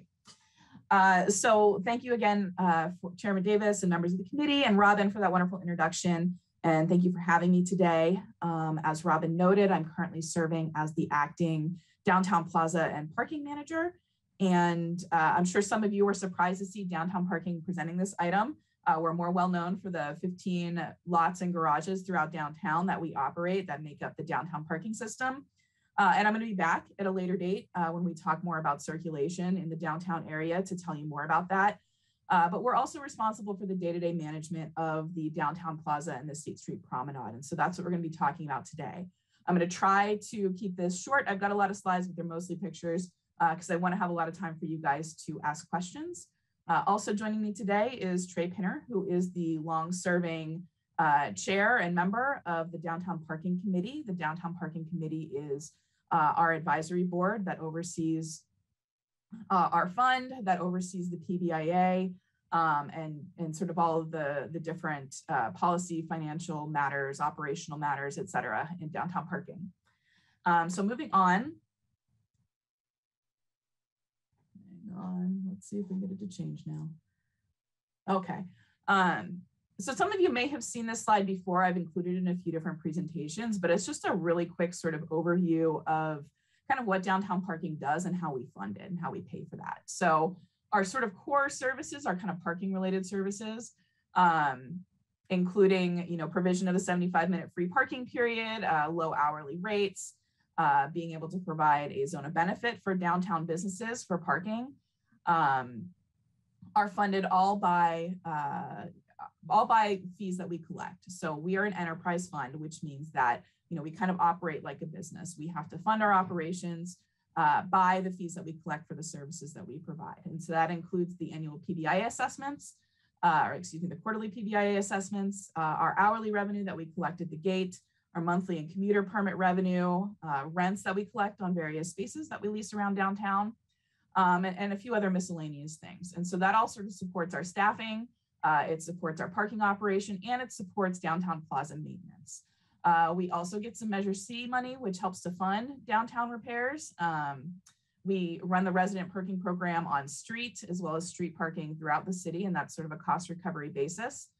We do get a little bit of general fund support, but that passes through our budget to support specific programs, including the downtown organization marketing contract that we have with them for promotion of downtown. And we also have a capital program, and that's funded by the money that we're able to throw off from our operating surplus and put into our reserves. So all of this is overseen by the Downtown Parking Committee, and that's sort of how we get to kind of the services that we provide. So moving on to the promenade. Here's the State Street Promenade. You're all familiar with it at this point. It's looking pretty peaceful in this picture here, fairly calm for the daytime. But let's rewind a little bit to the start of the day. So I'm going to take you basically through a day in the life of State Street and talk about the operations, the maintenance, the things that maybe you don't see that are all necessary in order to support this vibrant downtown promenade. So starting at the beginning of the day, State Street never sleeps. The commercial street sweeping program comes through anytime between usually midnight and 3 a.m., usually around 2 o'clock in the morning or so. 3 days a week, we've got the commercial sweeper that comes down State Street, where the parklets and the business facilities on State Street pose a bit of a challenge, is that sweeper can no longer access the curbs. So all of those spaces in between those business facilities and the e-bike docks, the B-cycle docks, and the other materials and furniture on State Street, that all has to be hand cleaned around that area. And then the flag rotation. So downtown parking is responsible for managing the contractors that rotate the decorative flags on State Street.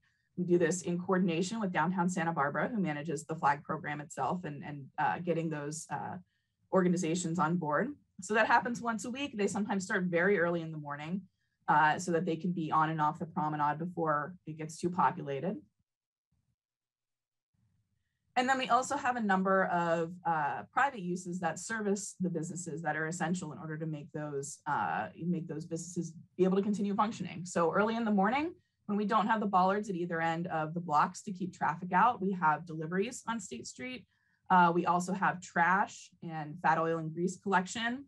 So all manner of different, contractors, deliveries, everything from large scale. You can see a crane here, down to just like small sort of pickup truck vehicles coming onto State Street in the morning when it's less crowded in order to access and service those businesses.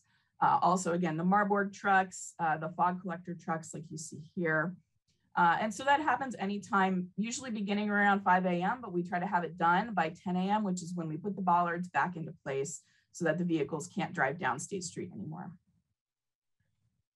So then we've got some other contractors that come on board. So beginning at around 5 o'clock in the morning, our pressure washing contractors usually get out there.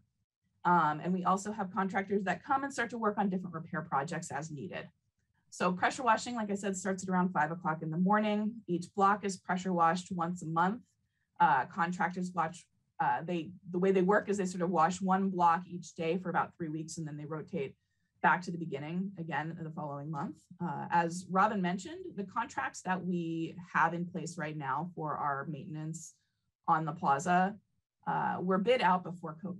So this, we solicited bids and we engaged these contractors before we had a promenade, before State Street was closed, any of that. So the service level that we have right now doesn't necessarily match the level that we want to be at, given the intensity of the use currently on State Street. So for the coming fiscal year, that's something we're going to be looking at changing.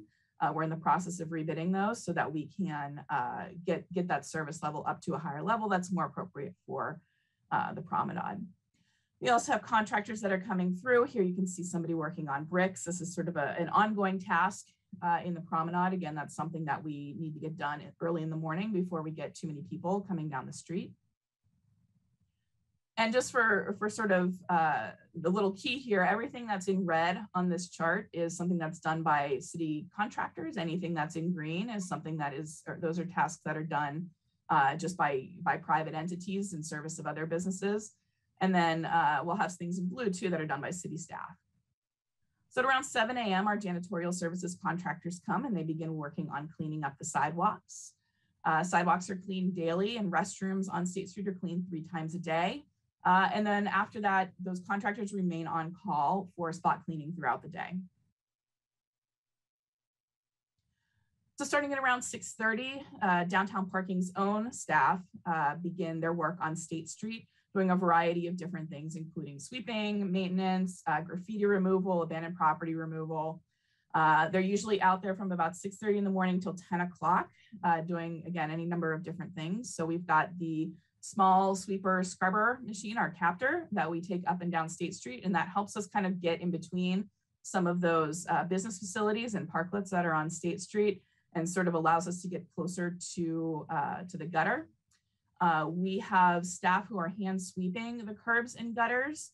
As I mentioned earlier, we've got a janitorial services contractor. Again, this was bid before the promenade was closed to traffic. And so those contractors are limited to the sidewalks. So we actually have city staff that have to go and clean in between all of these different parklets and around all the furniture in the street. And this is something that has been a bit of a challenge for us, particularly with the, the facilities that are hard structures that don't move around. They tend to accumulate organic debris. We've just seen as we had to cut a number of them back for the fire lane. There's a lot of debris that kind of accumulates underneath there.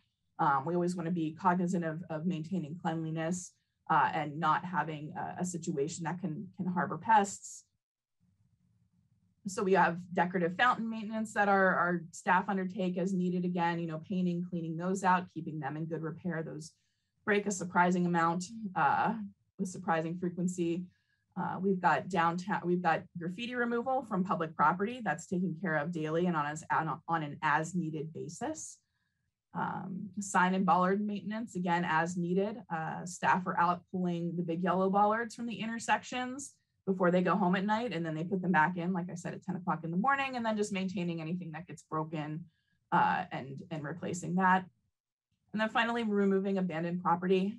This is another one of those sort of challenging situations for us. Of course, with the homeless population downtown, we can sometimes have significant issues with abandoned property and refuse being left on the streets, particularly in the alcove areas, which are very attractive, shopping carts, things like that. So our staff, again, they sweep State Street in the mornings and remove all those items.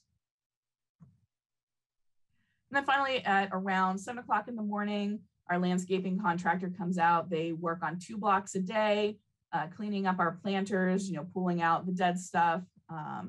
Again, another one of those challenges that we're facing with having the greater intensity of use in the street, and particularly restaurants and businesses in the street, is the trash that escapes from those, or in some cases is deliberately kind of swept or blown out, and that ends up in the planters and it ends up on the streets. And so, that's something that our staff are having to work around and having to try to tidy up. And then at 10 o'clock, those bollards go back in to try to keep vehicles from driving down the promenade when we've got a lot of people there. So restrooms, as I mentioned, our public restroom at near the Marshalls area at City Lot 9. That's cleaned 3 times a day by our contractors. And we've also got our janitorial contractor again on call. After we close up the promenade and the bollards go in, we have downtown parking staff as well who continue to do spot cleaning until about 2:30, 3 o'clock in the afternoon. And our ambassadors, that's another program that's run out of downtown parking. Those come on duty at about 9 o'clock in the morning on a typical day. I'll note that right now we're short staffed, so we're not starting until a bit later, but on a usual day, we'd be out there from 9 a.m. until 6 p.m.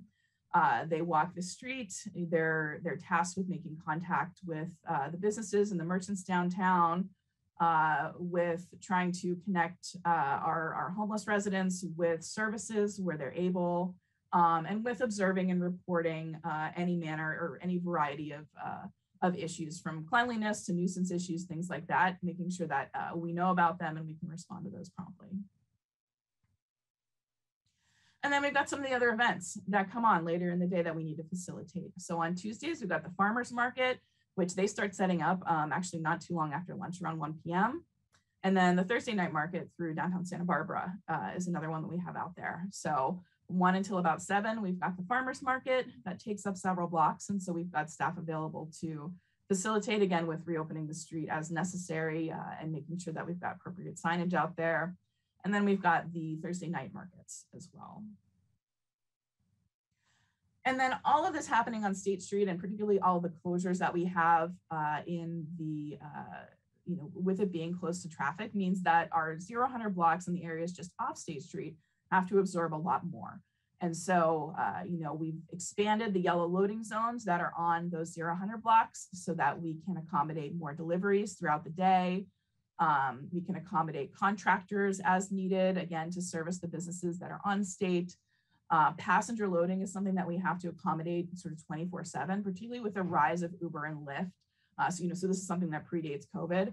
We have a lot more drop-offs and pickups in the downtown area than we previously did. And so, we've tried to make space for that to happen. And then we've got other specialized events, such as the ballet for the Granada Theater that we need to accommodate. That previously was on State Street. Now that's something that we've had to move around the corner and find ways to work with. So here's some examples of that. If you're out there in the morning, again, when deliveries are most common, you'll see this, particularly De La Guerra. You can see Victoria's up there, and another one I believe is West Cannon Perdido Street. But at those times of days, it can get actually quite crowded with trucks on these side streets needing to load in and out. And then finally, downtown parking staff, along with the downtown part, or the sort of evolving downtown division in Public Works, is responsible for sort of ongoing operations of the outdoor business facilities, which includes developing and maintaining the operating guidelines, ensuring accessibility and emergency access and compliance with all the sort of regulatory requirements. So here you can see us out doing accessibility inspections. I believe one of the public commenters mentioned this earlier, making sure that the restaurants are meeting those guidelines and ensuring that we have proper emergency access. So we recently reinstated the 20-foot fire lane requirement for State Street, which is a requirement of state law. So we did have to narrow some of the business enclosures that were down on State Street in order to accommodate this. But as you can see, the fire truck really does need the entire area to get through. So that was a recent push that we made, and we're very pleased with the progress that's been had there. And I know the fire department is thankful to have this access restored. So that's all I have for you right now, but I would like Trey to join us if he can and sort of fill out, give sort of his perspective as somebody who's been involved in these issues for a long time. Great. Thank you, Sarah, for the presentation and giving us all an update. I guess you probably thought all we did was help you park your car. And obviously we have to do a few more things and help the cars get in and out of downtown. And we're happy to be involved with the Plaza. So also, just before I start on a few things, I want to give a thank you to a few of the council members who have served as our liaisons. So Councilmember Jordan and Councilmember Harmon have all served as liaisons to our committee. So they're fairly familiar with the work that we're doing. So we thank you guys for your involvement here today. And I've noticed I've attended or listened to all of your meetings as the chair of the downtown parking. I'm sort of become the liaison for this committee to listen to and report back to our committee on what's going on here with your advisory committee. So I have been very involved in listening into all your topics and appreciate all your work. And I sort of had a thought as listening today. I think the advisory committee, the State Street Advisory Committee is becoming sort of like a bucket where you're just starting to keep putting in drops of water. And right now the bucket's not very heavy, but I know it's getting heavier and heavier and heavier with each meeting that goes on and new information. So I appreciate all that you are doing to make our downtown more vital and deal with many of the issues. I guess I just want to express a few thoughts to share with you and some of the challenges we face and things that you might be thinking about as you move into your process through the next year or so. One is the area that we're now servicing. It came up in our last planning meeting that We are now have about an extra 125,000 square feet of surface area that downtown parking is now responsible for, which was the street. So it's obviously increased the area that we're having to deal with quite a bit. And obviously, as you discuss your plaza, that's a big discussion of what happens in those areas. So it's a pretty sizable chunk of real estate. And as you know that. The other thing is, I know it's come up before, but the issues of trash.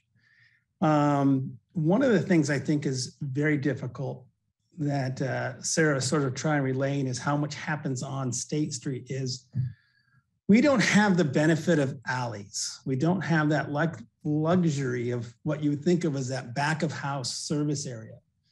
So all the things that you would like to see happen in the back of house are really having to happen on the front side. And I think that's going to be a significant challenge to work through and understand how we implement that, how the long-term vision deals with that. And I look forward to your committee and we as Downtown Parking and Plaza Committee can help you with that. And that goes from the delivery issues to also the trash issues. So picking up trash, containers and dumpsters, that is a significant issue. Some of our trash enclosures are located in the public spaces, which are in the parking lots. Some are on private property. And I know in your future discussions of how it's going to develop, being able to, believe it or not, get trash out of a property is one of the biggest difficulties and one of the biggest conflicts that often happens between a commercial property and a residential property or a mixed use property.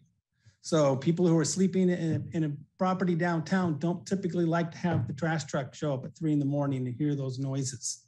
So working through that process, I think is going to be very important for you. And I know Peter Lewis has mentioned in the last couple of meetings is the stormwater management. So I think that's going to be similar significant issue is addressing that battle, that sort of a group collective issue. Trash, stormwater management, definitely a collective issue that's going to be dealt with. And lastly, I would just put out there, I know it's come up in this meeting earlier and other meetings is sort of how do we move people up and down State Street? We talked about the shuttle that used to go up and down State Street. And now obviously does not because of all the no traffic on State Street. It's not allowed anymore, but we can provide you. So in addition to all the other things you heard about that the Downtown Parking Committee did, we actually also ran the shuttle program. So in conjunction with the Metropolitan Bus District with Ms. Blackaby, she can fill you in on that. And also we have the data on the ridership for I think over a decade of ridership history that we can provide to you to help you understand how the downtown shuttle worked out. So I think I wanted to make sure I left time for questions of our committee. And I do one other thing to say, Chair Davis, thank you, is as a scout leader and the past president of the council for Los Padres Council for Boy Scouts, I want to reach out to Life Scout Seawards for being here. Every scout has to go to a meeting. If there's more fun meeting than this, I don't know what there is. So I was glad he was here to join us. Thank you, Drake. I second that. Any questions from the committee?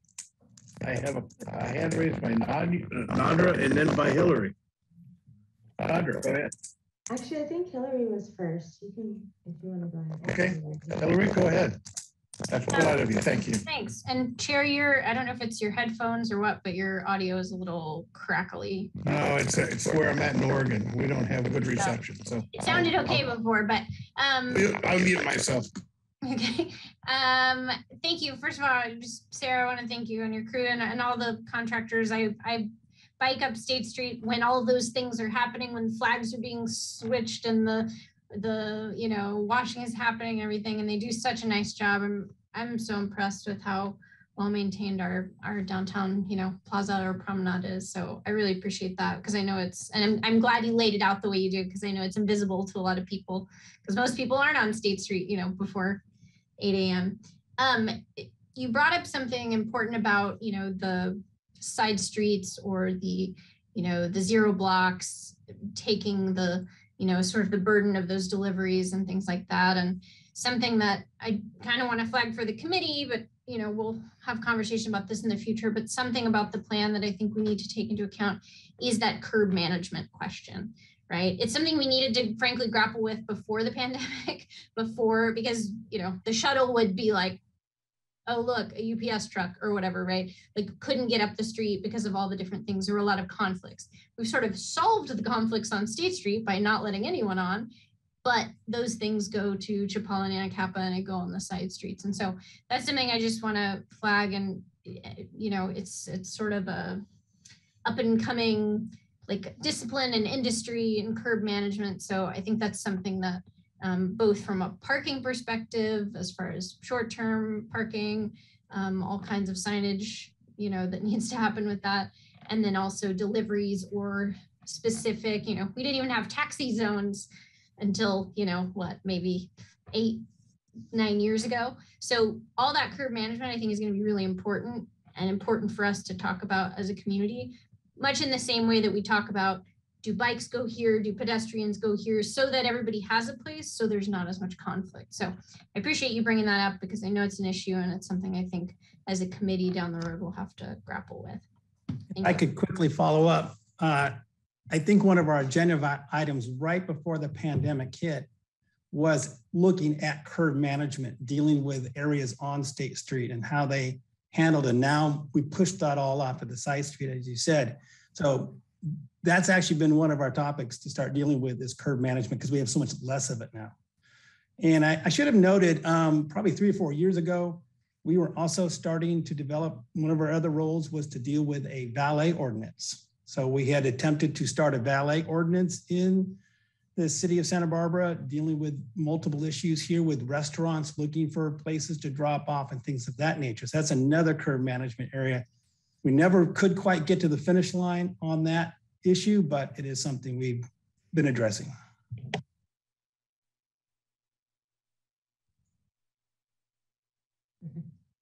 I guess.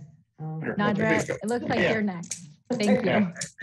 Just so first, thank you guys again. That was Sarah and Trey, super insightful. I'm a very visual learner, so having those bars with the times and the color coding was perfect. I love it. Thank you. And just being able to really absorb like how much goes into the beautiful State Street that we see was very helpful.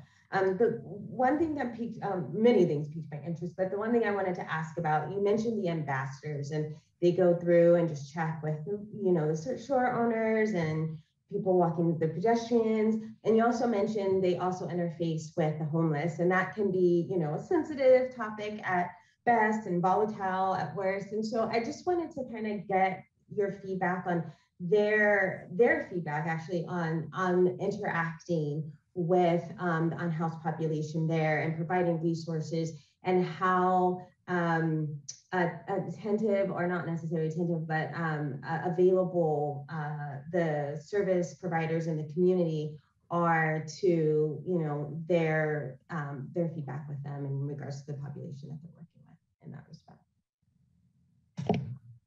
Sure, thank you, Chair Davis, committee member Erman. It's certainly one of our biggest challenges, and surely for the ambassadors, that's probably the most difficult issue that they deal with on a day-to-day basis. As I mentioned, their role is not to do enforcement or to move people along, things like that. It's to try to connect those individuals to service providers. So we do have a whole resource guide. We've got contacts at SB Act and the other organizations around town that we do try to get these folks on the streets connected to. I think that just like everywhere else in the city, the resources that are available don't necessarily always match the level that's needed by the population. I think that we all are aware that this is a very difficult issue, and our resource agencies are stretched thin, and they do the best that they're able. But I think everybody would like to see higher levels of support be available to those communities. So, it's just an ongoing challenge for all of us. So, Sarah, if I also might add, the ambassador's role is more to identify where folks are as opposed to fully engage with them. And the ambassadors move that information, bring it back in, and that information gets back out to the groups that are more capable or more inclined to work with those groups. So I want to be clear that their job is not to fully engage, but to sort of be aware of and indicate where they are. Yeah, it's they're not social workers. It's sort of an observe and report situation. So, again, making those connections, kind of reporting back with what the issues are, where there might be somebody who is in need, and trying to alert the service providers to those needs. So. Thank you. But you mentioned like a higher level of support, and in terms of the support for those service providers would be helpful for you as well in that respect. Certainly, yeah. Perfect. Thank you. Marge, it looks like you are next. Okay, you got there before I did. So thank you for the presentation, Sarah and Trey. But I do have two questions, Trey. These are for you. I think you mentioned, and I want to make sure I got this right, 125,000 square feet of additional area that downtown parking is responsible for. That's just taking the street area, taking each block and its width and going 13 blocks. Okay, so it's additional because you're having to run the street sweepers down those streets? Well, what I mean by additional is those areas weren't sort of having the impact of the sort of lack of better word, restaurant space on the streets.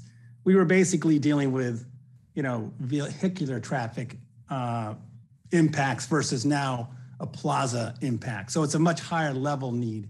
Okay, and I want to make sure I understand. You're not cleaning inside the parklets, correct? Those are the restaurant's responsibility. You're cleaning outside those parklets. That's correct. We talk about who's blowing whose leaves onto what side and all that all the time. Okay. But. And then my other question was, you mentioned that trash has become a real issue.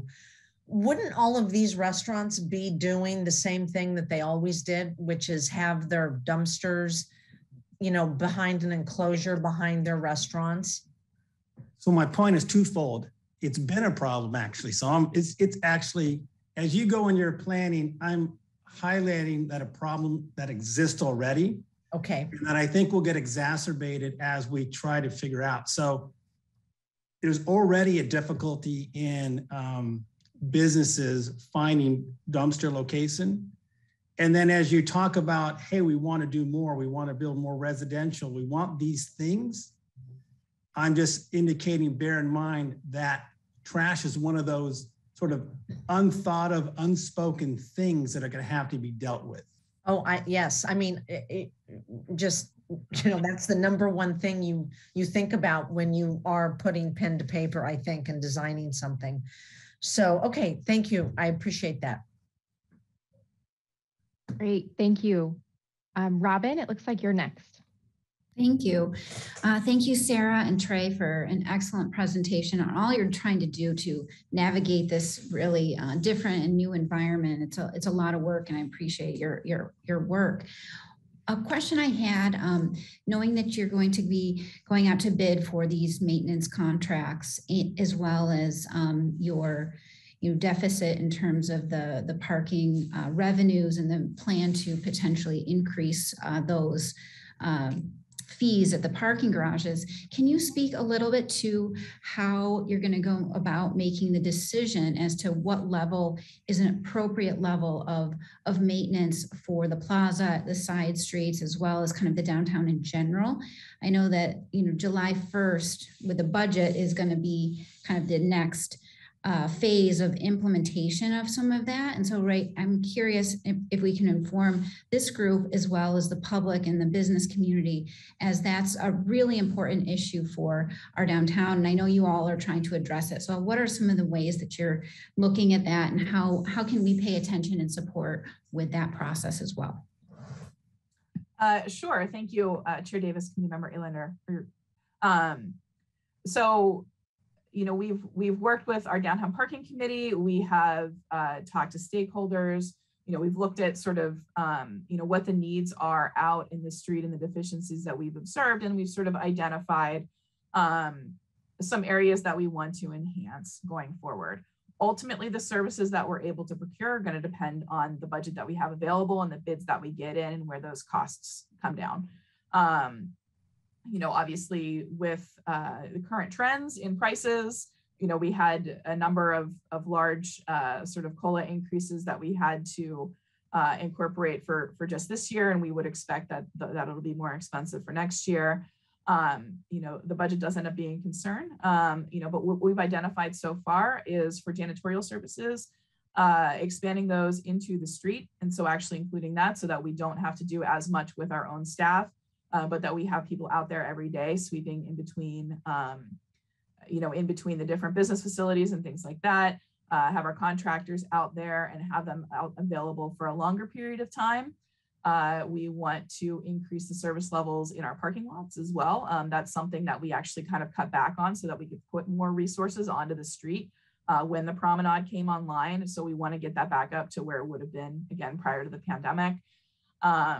We want to, hopefully, if budget allows, expand those services down the 0 blocks so that we get sort of a more inviting entryway to the State Street corridor. Again, that's going to depend on budget availability and where we get those bids back. But and then for pressure washing, I think that's something that, you know, a lot of people have expressed an interest in seeing that service enhanced. So we want to go from once a month to once a week for every block. And then also adding quarterly deep cleanings to the street itself. So if you think about it, with all of particularly the restaurants that are out on the street, you know, you've essentially got the street serving as the floor of a restaurant. And in a lot of cases, you know, we don't get a lot of rain. Hasn't been clean in a long time. And so, you know, as we move forward, in order to, you know, keep odors to a minimum, keep, you know, the rodent population from becoming an issue, we and council has approved an additional allocation of funds from the ARPA allocation, the city's ARPA allocation, to fund quarterly deep cleanings of the street, which would include pressure washing the actual street surface. And then landscaping, we also want to add, you know, some additional service. Like I said, they're doing, I believe, 2 blocks a day right now. We would want to increase that as well going forward. If I could add, Robin, I think too, the goal for us to present to you what's going on now as your committee who's going to be moving forward and talking about future is to think about how do we design the downtown area to deal with these cleanliness issues and sort of the unthought of things like, as Sarah just said, rodent issues and all these things that we have to. So as you are working through your design, we just want to let you know, here's what's happening now. And these are the things to think about as you design forward to it. So, you know, how can we clean the areas? What would those areas look like? So I think that was the intention there. And sort of what are the, you know, what are the things that that pose us, you know, some challenges? For example, you know, the holiday lights that wrap around the trees and things like that. You know, those look great. Everybody loves the enhanced lighting. I think we all agree that more lighting is needed on State Street, both in the interim period and for the longer term.